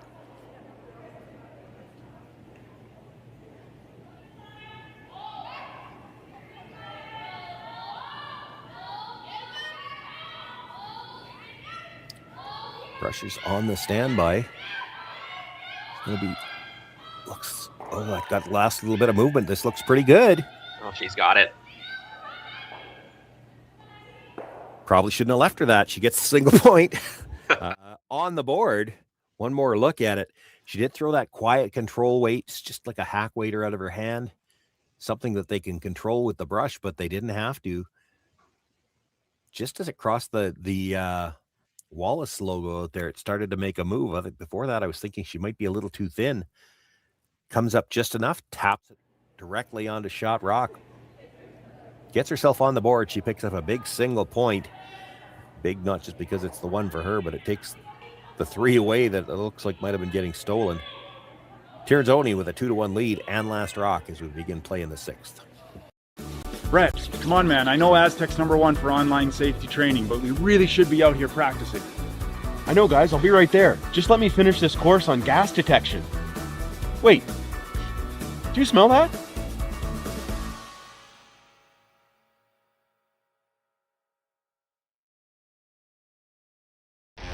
The 2025-2026 Grand Slam of Curling schedule is out, with big events happening all over Canada, like the Masters heading to London in September, the Tour Challenge from Nisku this October, the Canadian Open from Saskatchewan in December, and the Players' Championship from Steinbeck coming in January.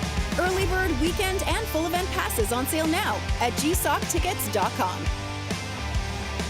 Let's rock.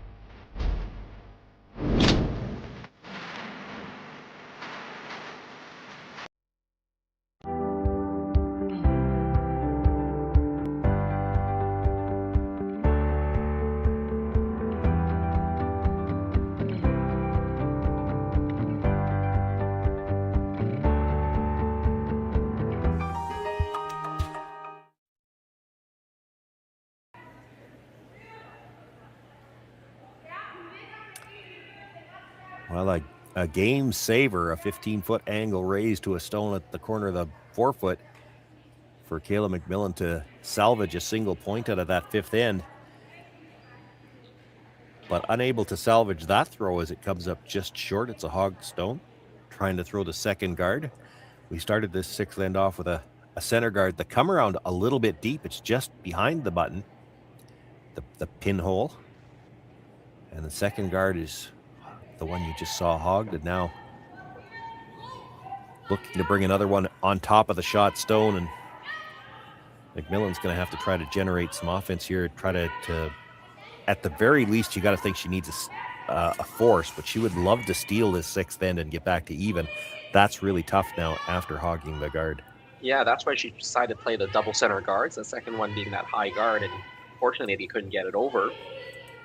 As you said, even end, so they really wanted to at least force Tirinzoni and not have a blank out of this, or maybe even try to get the steal.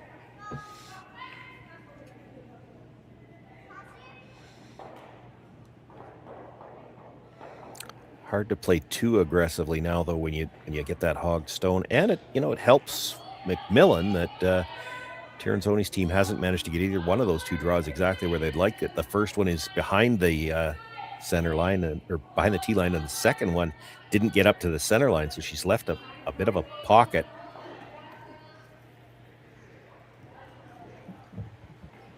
This one needs to curl as well, though. She'll get to 3/4 of the nose. That was the 5th stone. Now you can peel the center guard. Yep, Silvana doesn't want to play around here. She wants to keep that blank alive. Have no risk of giving up a steal.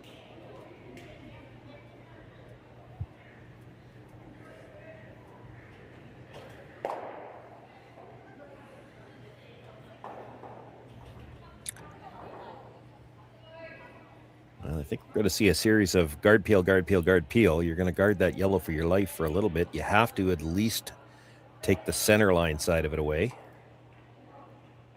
Tirinzoni's going to continue to peel it for a bit. What's your play, Jason, when you come into the house, and how early do you want to play it? Like, early is probably the wrong word. It's going to be late. It's going to be either thirds last, maybe, or skips first. Yeah, you're certainly not going to make a play into the house too soon here. I find these interesting to really fun to watch and to talk about too, because it's, you know, there's my preference, there's your preference. Neither of ours matters. It's the two teams on the ice, but there's always that little bit of a timing. You throw one too many guards, because Tirinzoni's already sitting two. You throw one too many guards and she decides, yeah, we're just going to score 3 on you. Now, that's not going to happen I'm quite confident it's not going to be any time in the next 2 rocks anyway. This is the last of the second stones. But where's that point where you've thrown one too many guards? And if you're worried about that point, as Kayla MacMillan, that influences when you make your play in the rings. It's just, I find it really fun to watch the game of cat and mouse here. Yeah, it's almost like, hurry up and get these next 2 rocks through, because I want to see where we're going after that. Yeah, the unfortunate thing for Team MacMillan is that freeze that they did play in there isn't angled on the right angle. So when they play another one in there, I think Tirinzoni shouldn't have too much of a problem blasting them away. Yeah, and she didn't get shot or second, so that also kind of forces her to maybe play. It might force her to come into the house a shot earlier. You know, if she shot rock, she could guard this right through, but she's not. She has to make a play. 4 women's quarterfinals out there. All of these games quite close. In fact, I just had a sneak peek over at Isabella Rano and Serena Gray Withers, and Gray Withers got 2 points in the 5th end to take a 3-2 lead. That's our other feature match this morning.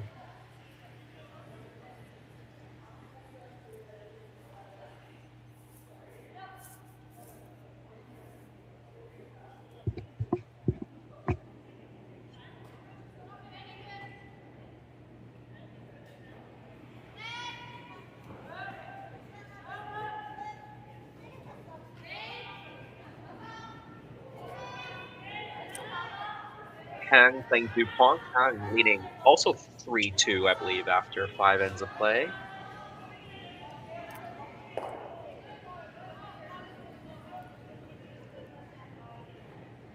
So points not exactly plentiful here on Sunday morning on any of the sheets.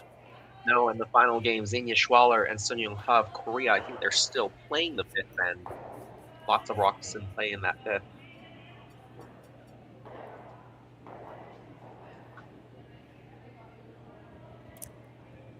I'm wondering, does she have to come in now? I'm wondering if this is one shot too early.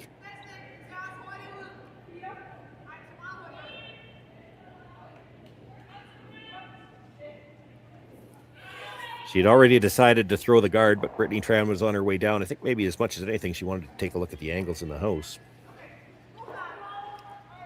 Yeah, I mean, I think you probably have to throw one more guard, but you don't expect Tirinzoni to miss appeal, so you'll be in this situation. But again, you're trying to reduce the number of chances the opposition can have at blasting anything you throw into the house. So, well, and to me, I think what influences the decision here, it's not that you expect her to miss a guard or don't expect her to miss the appeal on the guard. It's, I don't expect her to ignore it just yet.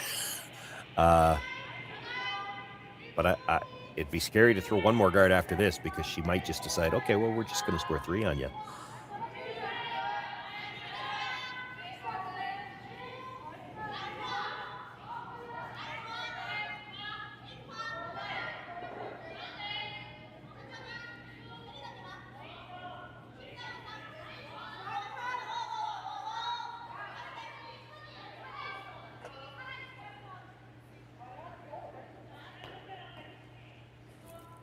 I'm still trying to decide what's the... So the next one probably has to make a play into the house. But what is that play going to be?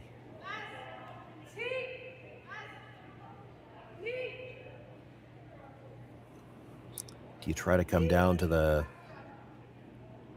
just a sliver on the high side of the yellow, tap the reds back, leave a wall, and try to leave the 2 yellows angled to go into the wall? Tough shot. That's what I was thinking. sandwich still being made. It's the easiest way I see to not leave a double, for sure. Yeah, that's what they're motioning right now. Exactly what you were talking about. You're still not likely to be shot rock, but you have to create a jam possibility here, I think.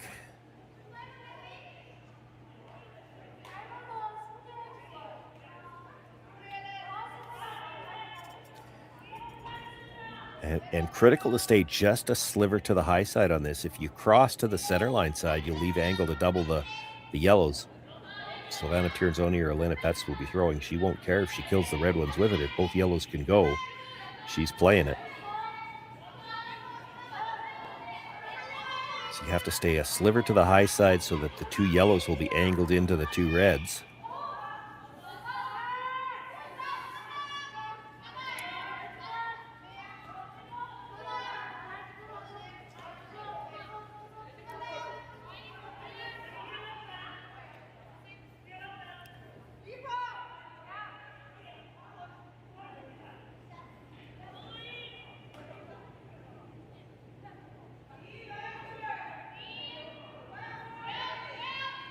Pressure's just cleaning as they wait for a weight call. That call comes a little early.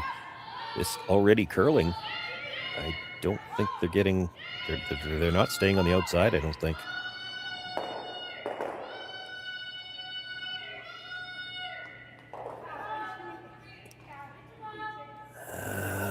Well, she's definitely not jamming it into both of them.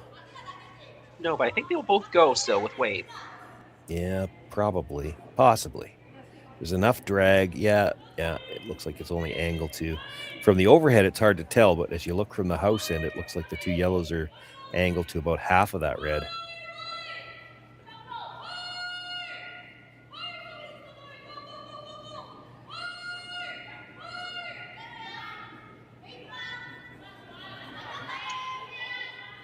She's also talking, like, the yellows aren't very usable for MacMillan either. She's talking about playing the draw here. You play the draw, your shooter's not going anywhere.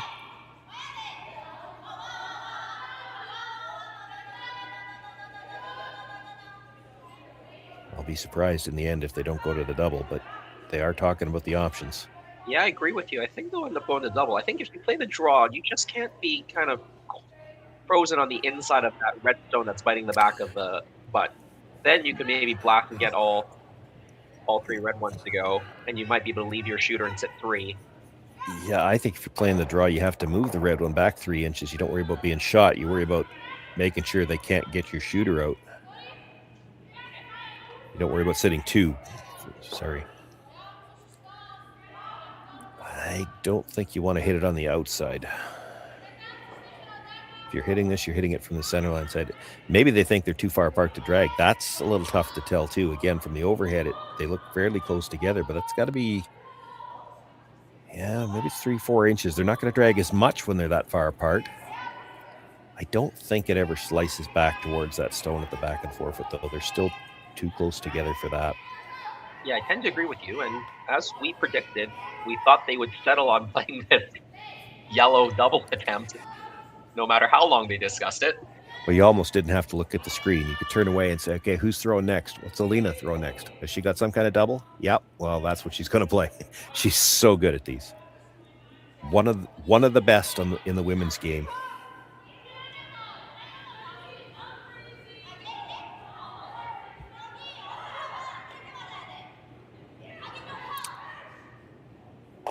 Gets one, gets two, gets them both spinning. Don't know if she's going to get them both out.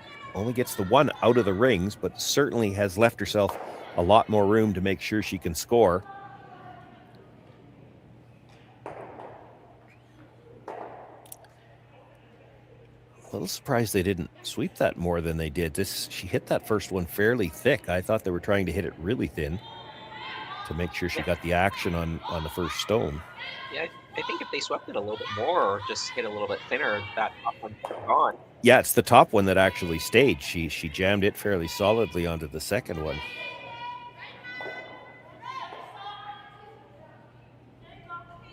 Well, MacMillan might get her forced here, but they needed that.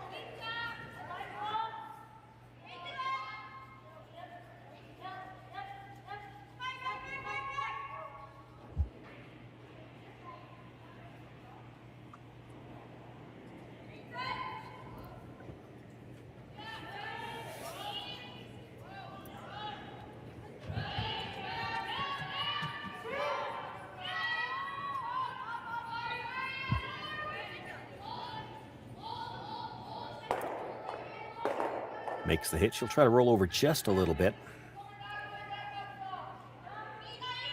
I was just thinking she might have liked to roll about 6 to 8 inches further. You want to put that in a spot where she at least has to think about, are we hitting this or drawing? But still in the 4-foot like that, definitely going to play the hit.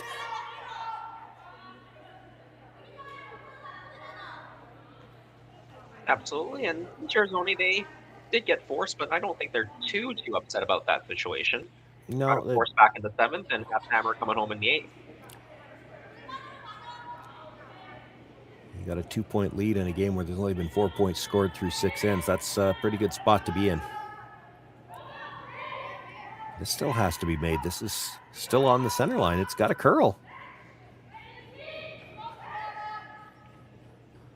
He's going to make contact, but how far is the shooter going to roll?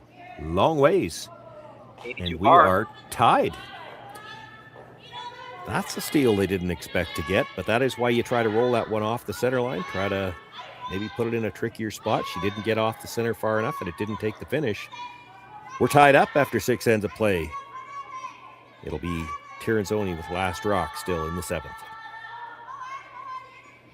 Welcome to the RockShop.net, the official store for the Grand Slam of curling.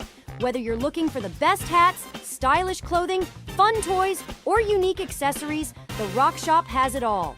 Shop online anytime at therockshop.net for exclusive Grand Slam of curling gear, or come see us in person at your next event. Therockshop.net, where fans find their favorite curling gear.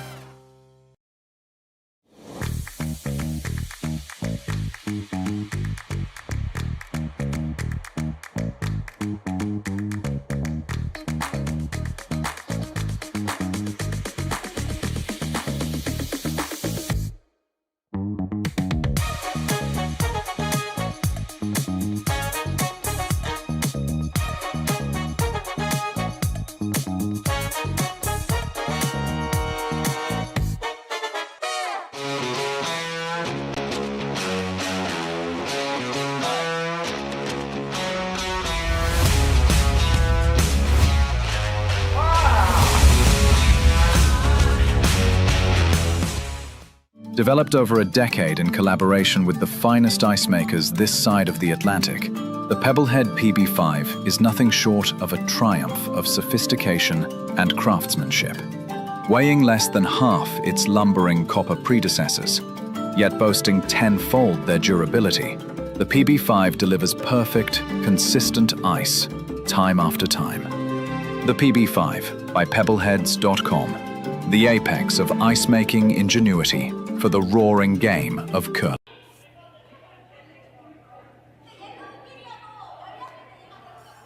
Well, a steal that came out of nowhere gives MacMillan new life here. They're all tied up once again after 6 ends of play. It's 2 apiece.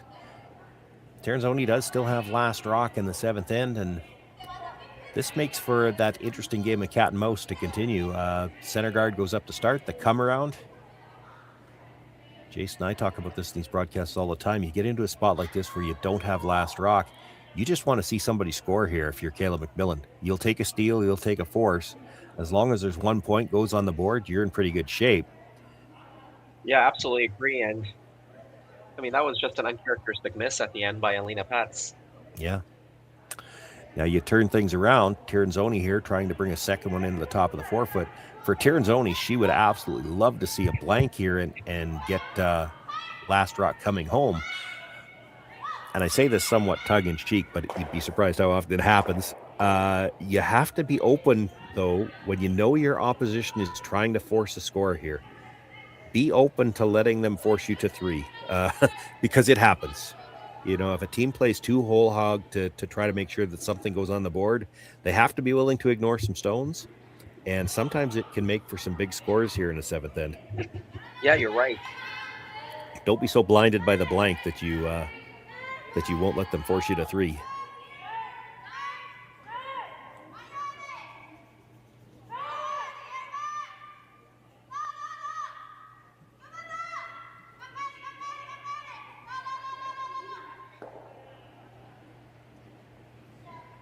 The setup so far in the 7th end is right out of the strategy handbook. You've seen the 2 center guards, 1 long, 1 tight, splitting center.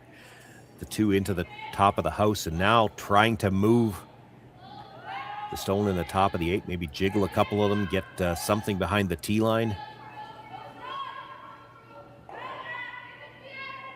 Would have liked to have jiggled the second one as well, but just gets the 1 for now and leaves it in the back of the 12-foot. And that's that kind of rock that can end up being that forced to 3 stone that I was just talking about. You're going to play the come around again and continue to keep the pressure on the MacMillan team. The key here is that first draw was made so well, just biting the top of the button. Yeah, absolutely. This is a good chance here for Team Tirinzoni to really put the pressure on.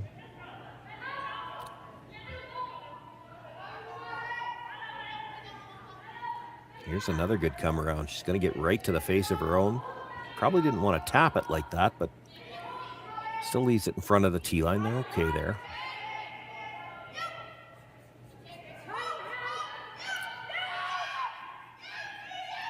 MacMillan still has some work to do to even try to open up any kind of room to score. Right now, she doesn't even have room to get a force.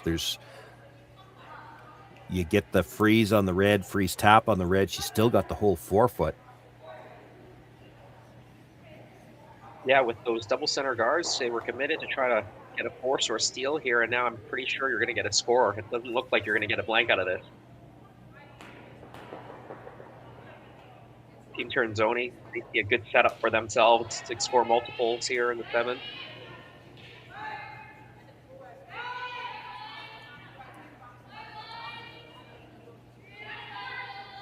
Well, that setup might be just about to get better because I don't see this getting by. Not that second guard. That probably takes away any kind of in-turn draw path that MacMillan might have had to try to get towards shot rock.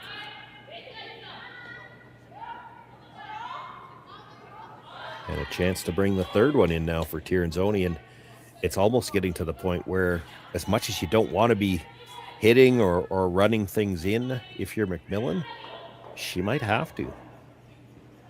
Yeah, I think if this gets to the top 8 where Silvana wants it, I think Kayla has to play at least one run in here, maybe the one that's on the center line side. Yeah, that's what I'm seeing too.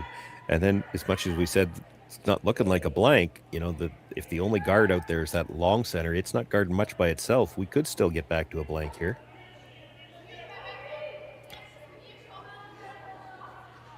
She may not have crossed that quite enough.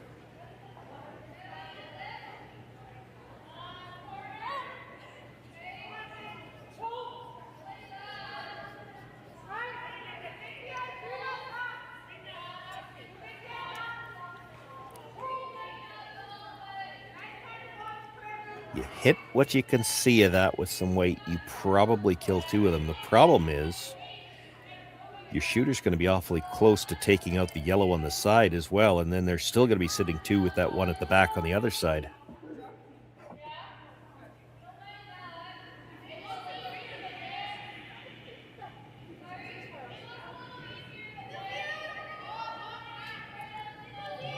Come down and wiggle them through the open side, or you play the run on the other side, which is still the shot.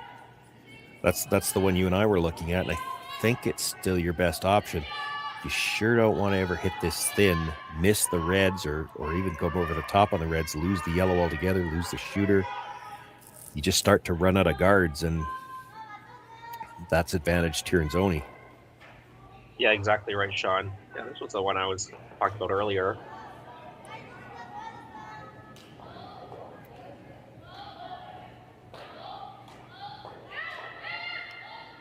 Needs to come up a little, I think. There it goes. She's close. Yeah, still just a little bit too far over the top, though. And now that long guard by itself, I'm not sure how much that does.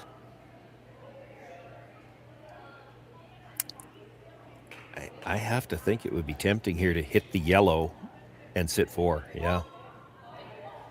That's what they're looking at. That's what Alina's looking at. It's not what Silvana's looking at. Because there is enough of that stone, that's probably what she's worried about. You play the hit off that, and you're rolling into those reds on the side. 1 red right now, but it would be 2 if you play this hit. You can see enough of the inside of that yellow to play as Silvana or as Alina was just talking about, play the long roll. If you stay just in behind the corner guard, so you stack, if you look at the overhead, you play the hit and roll just on top of your other red, you're going to leave a double wide target if she wants to play the double off that one in the middle of the 8-foot. Could play the straight draw. That's nothing wrong with the draw right now to sit 3. Except she's still playing that shot off the red into that pocket on the side. I like that. They're talking about tapping now. Try to get just across the face, tap that red back a little bit. Maybe Christmas tree them a little bit more so that it's a lot harder to get the hit and roll into that pocket on the side.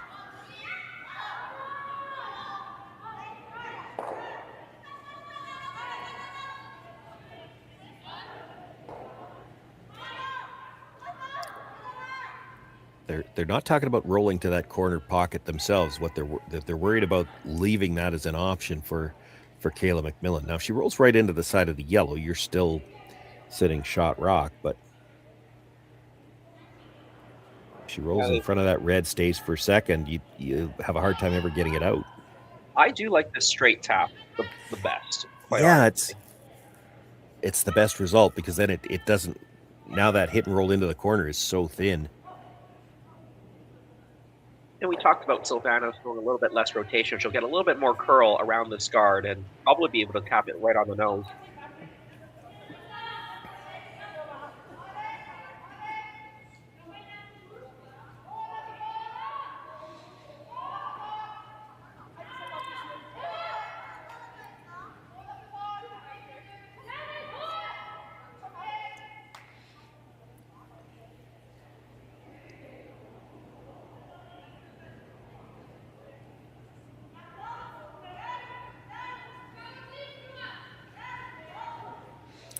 Well, they're sweeping for curl right away. That might indicate she was a little full.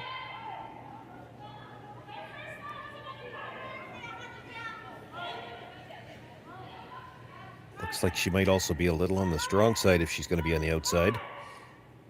Get a little bit of a tap. The angle works for her because to hit thin enough for the double, they might jam the first one. Yeah, that's not too bad. And no, it works.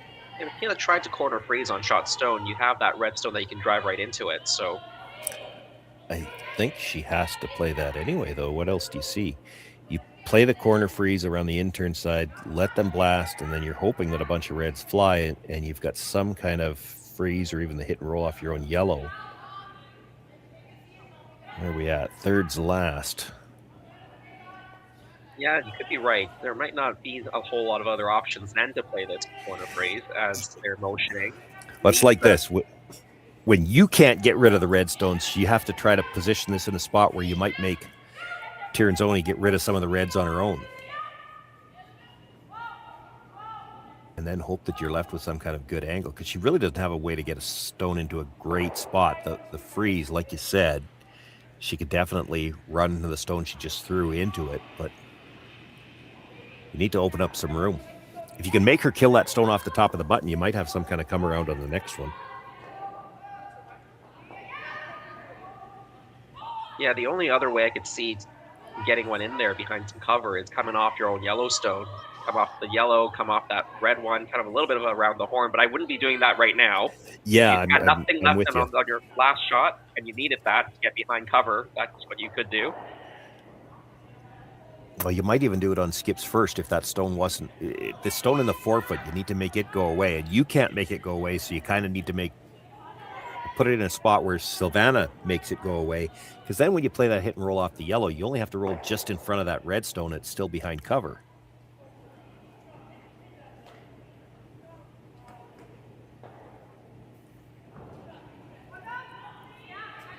Kind of trying to put this in a position where you can force Tirinzoni to maybe get rid of a couple of reds for you and then open up some more space for yourself. This has really got to go for weight, though. She might have pulled the string here.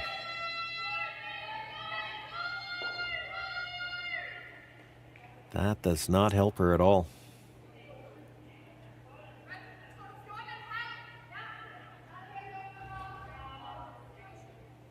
I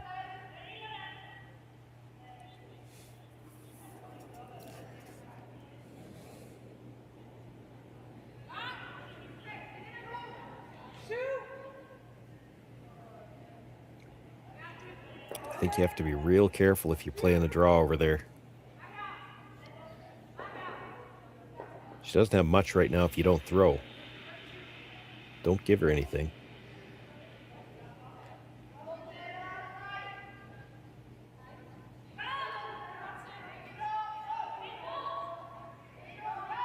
Anything she could throw to draw around on that side right now, you're going to have either the slash on the red or possibly even the tap-tap if she's in the back 4 foot. So if you're going to play this draw, you have to make sure you get edge to edge with the yellow at least. Yeah, that's what they decided to do. I mean, if they make the shots... You can't leave air. If you leave air between the red and the yellow, she's got something to hit and roll off of.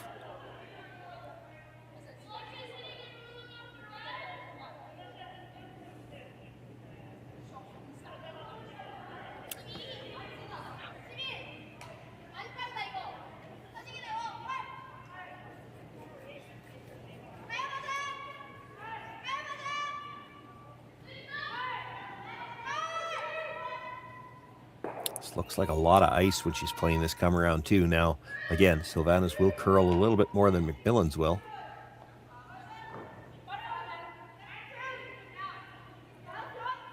Starting to move now. There's still a lot of air though. This has got to curl.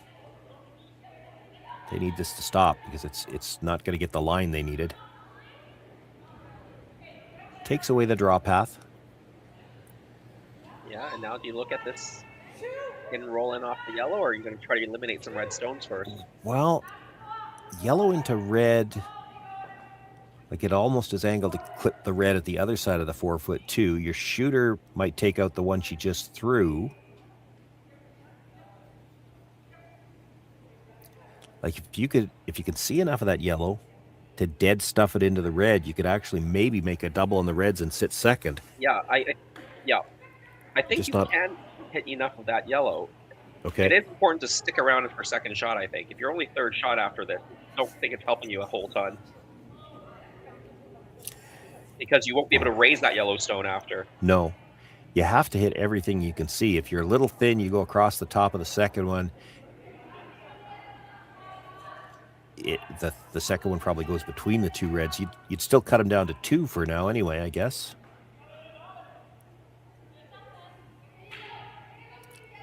But if you could dead stuff it back there, double the 2 reds in the 8 foot,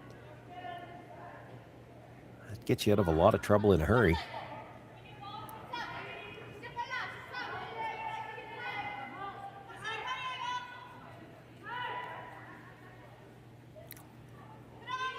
It looks better from the overhead than it does looking straight on at it. Straight on at it, it looks like she can only see about a third, and you're in danger of coming over the top with that. You'd love to hit half on this.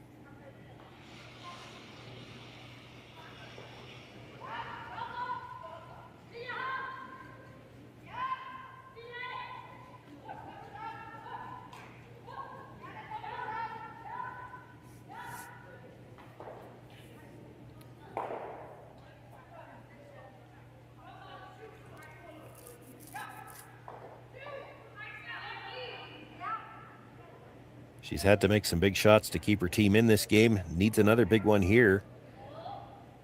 Had quite the pop on the release. This is going to come off the red first, I think. Yeah, if she makes it off the red, you're never making it. No. Left her shooter in an interesting position because Alina Petz is going to have to make a play on it. She can't really stay right there, can she? She'd leave a shot, so she's got to roll to the outside, and that's going to leave the draw path that they were worried about.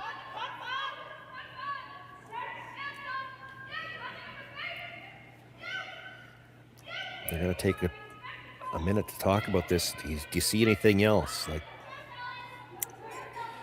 I guess if you roll right beside it, she can't really just freeze into it because that still leaves a draw for 3. If she plays the double, which wouldn't be easy. I kind of like rolling into the just beside. Yeah. I think that maybe takes as much away as possible, and you still maybe have a chance for 3. Yeah, she can't really just freeze to it. She freezes to it. She's giving you the draw for 3. And that's probably game. Yeah, or you play a double and you're giving a draw for 3 as well. So did they decide to roll away instead here? Yeah, and that's not wrong. I mean, you roll away. She's going to try to freeze to the top one, but I mean, you've been playing the whole end since you put that tap there, thinking if they ever make the freeze to the one at the top of the forefoot, we've got the little slash.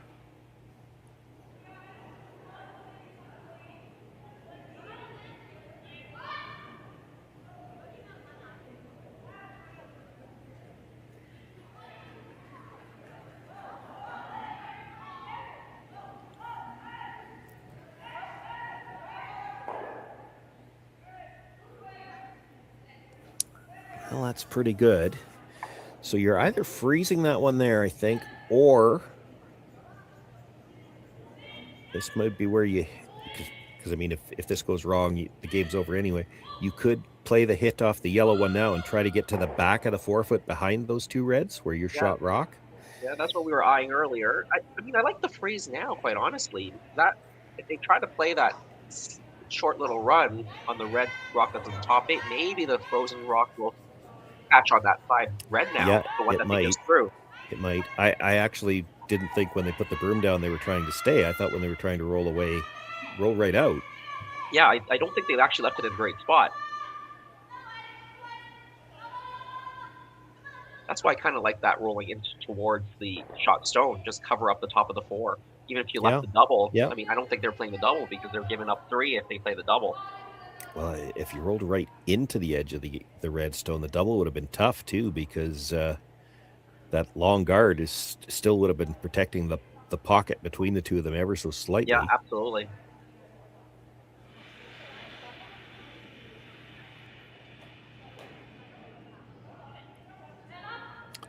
All I see that they could be talking about here is to try to play one of the hit and rolls under. Now, if she makes the freeze absolutely perfect and they're worried that they can't get it under their own, there's still going to be a draw for 2, or they could even come off that stone that Alina just threw. Yeah, absolutely. And they might be content to score 2, but if they get the chance for 3 or 4, or boy, with the rocks in play, it could even be 5. That could be the game right here.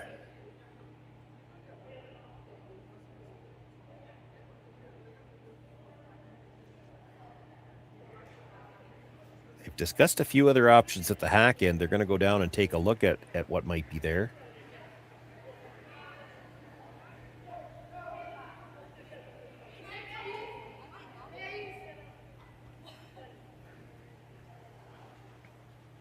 So I think they're going to end up with the same conclusion, that they're going to play this freeze.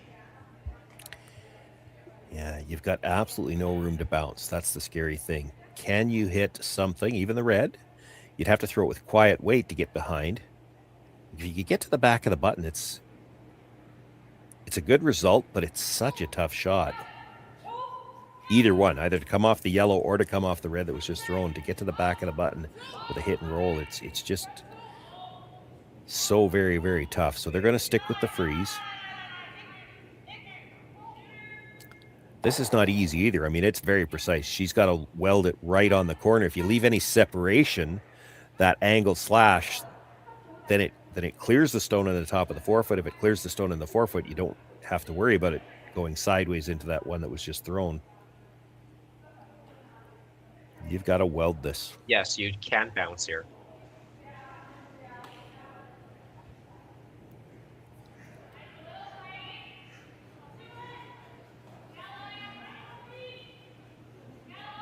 Short on the last attempt. They jumped the sweep early again. It's not heavy. She's got to get by the stone at the top of the 8-foot as well.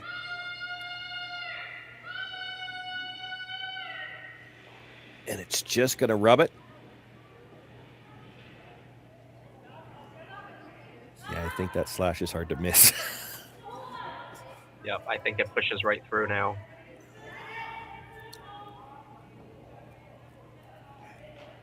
Well, I don't even think you can see enough of the red to hit it too thick. She could almost go after it directly, to be Directly honest. as well, yeah. Take it off of her own.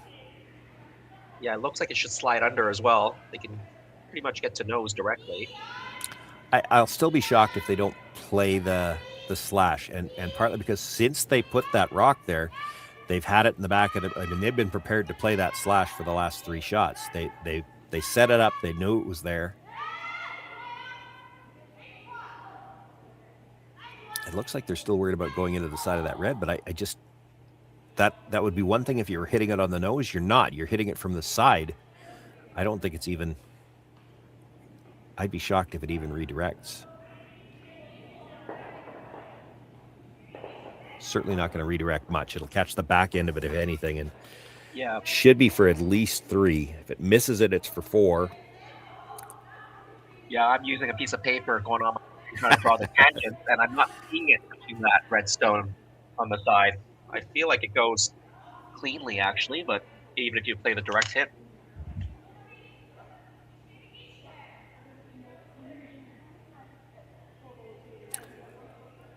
Silvana getting extremely greedy. You see her lining up. If you ever hit that first red one about a quarter of a stone, your shooter could come across, get that red at the side of the 12 foot as well, and then it would be for 6. But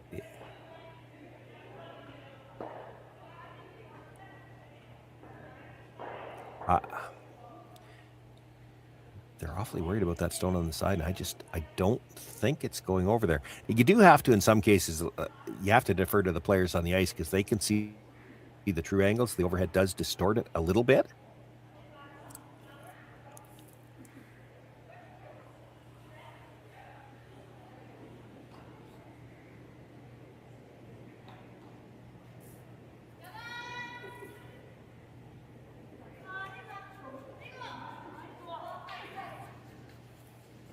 All right, they've decided on the slash. The shooter might catch the other one for that 6 points, as you mentioned, John. Yeah. You don't need 6 here. 4 is more than enough. Yeah, for sure. They don't really need to whip this either, but looks like they're going to throw pretty fair weight at it.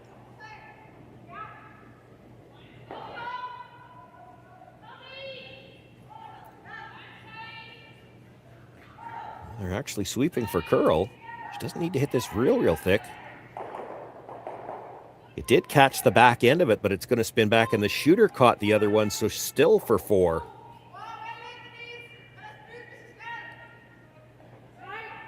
They'll just confirm around the outside. It's 3 for sure. Looks like 4 to me. Yeah, it certainly does. And now there'll be a quick discussion, and if it's 4, that's too many. They will shake hands. Silvana Tirinzoni picks up a 6-2 win here over Kayla MacMillan in the quarterfinals. She'll move on to play in the semifinals a little later on today. We've got a lot of action yet to come here from Swift Current. Men's and women's action through the playoffs today. I think it's the men's quarterfinals up next. Semifinal action in both the men's and women's coming up at about 6 hours time. And the finals yet later on this evening. We will have all of it for you here on the Curling Stadium Network from the RBC Dominion Securities Western Showdown. We want to thank you for joining us here this morning as well as all weekend long, and we look forward to seeing you for those last 3 draws. My name's Sean Joyce. On behalf of myself, Jason Chang, and Connor Sims on production, thanks for joining us this morning, and we'll see you back here in just over an hour.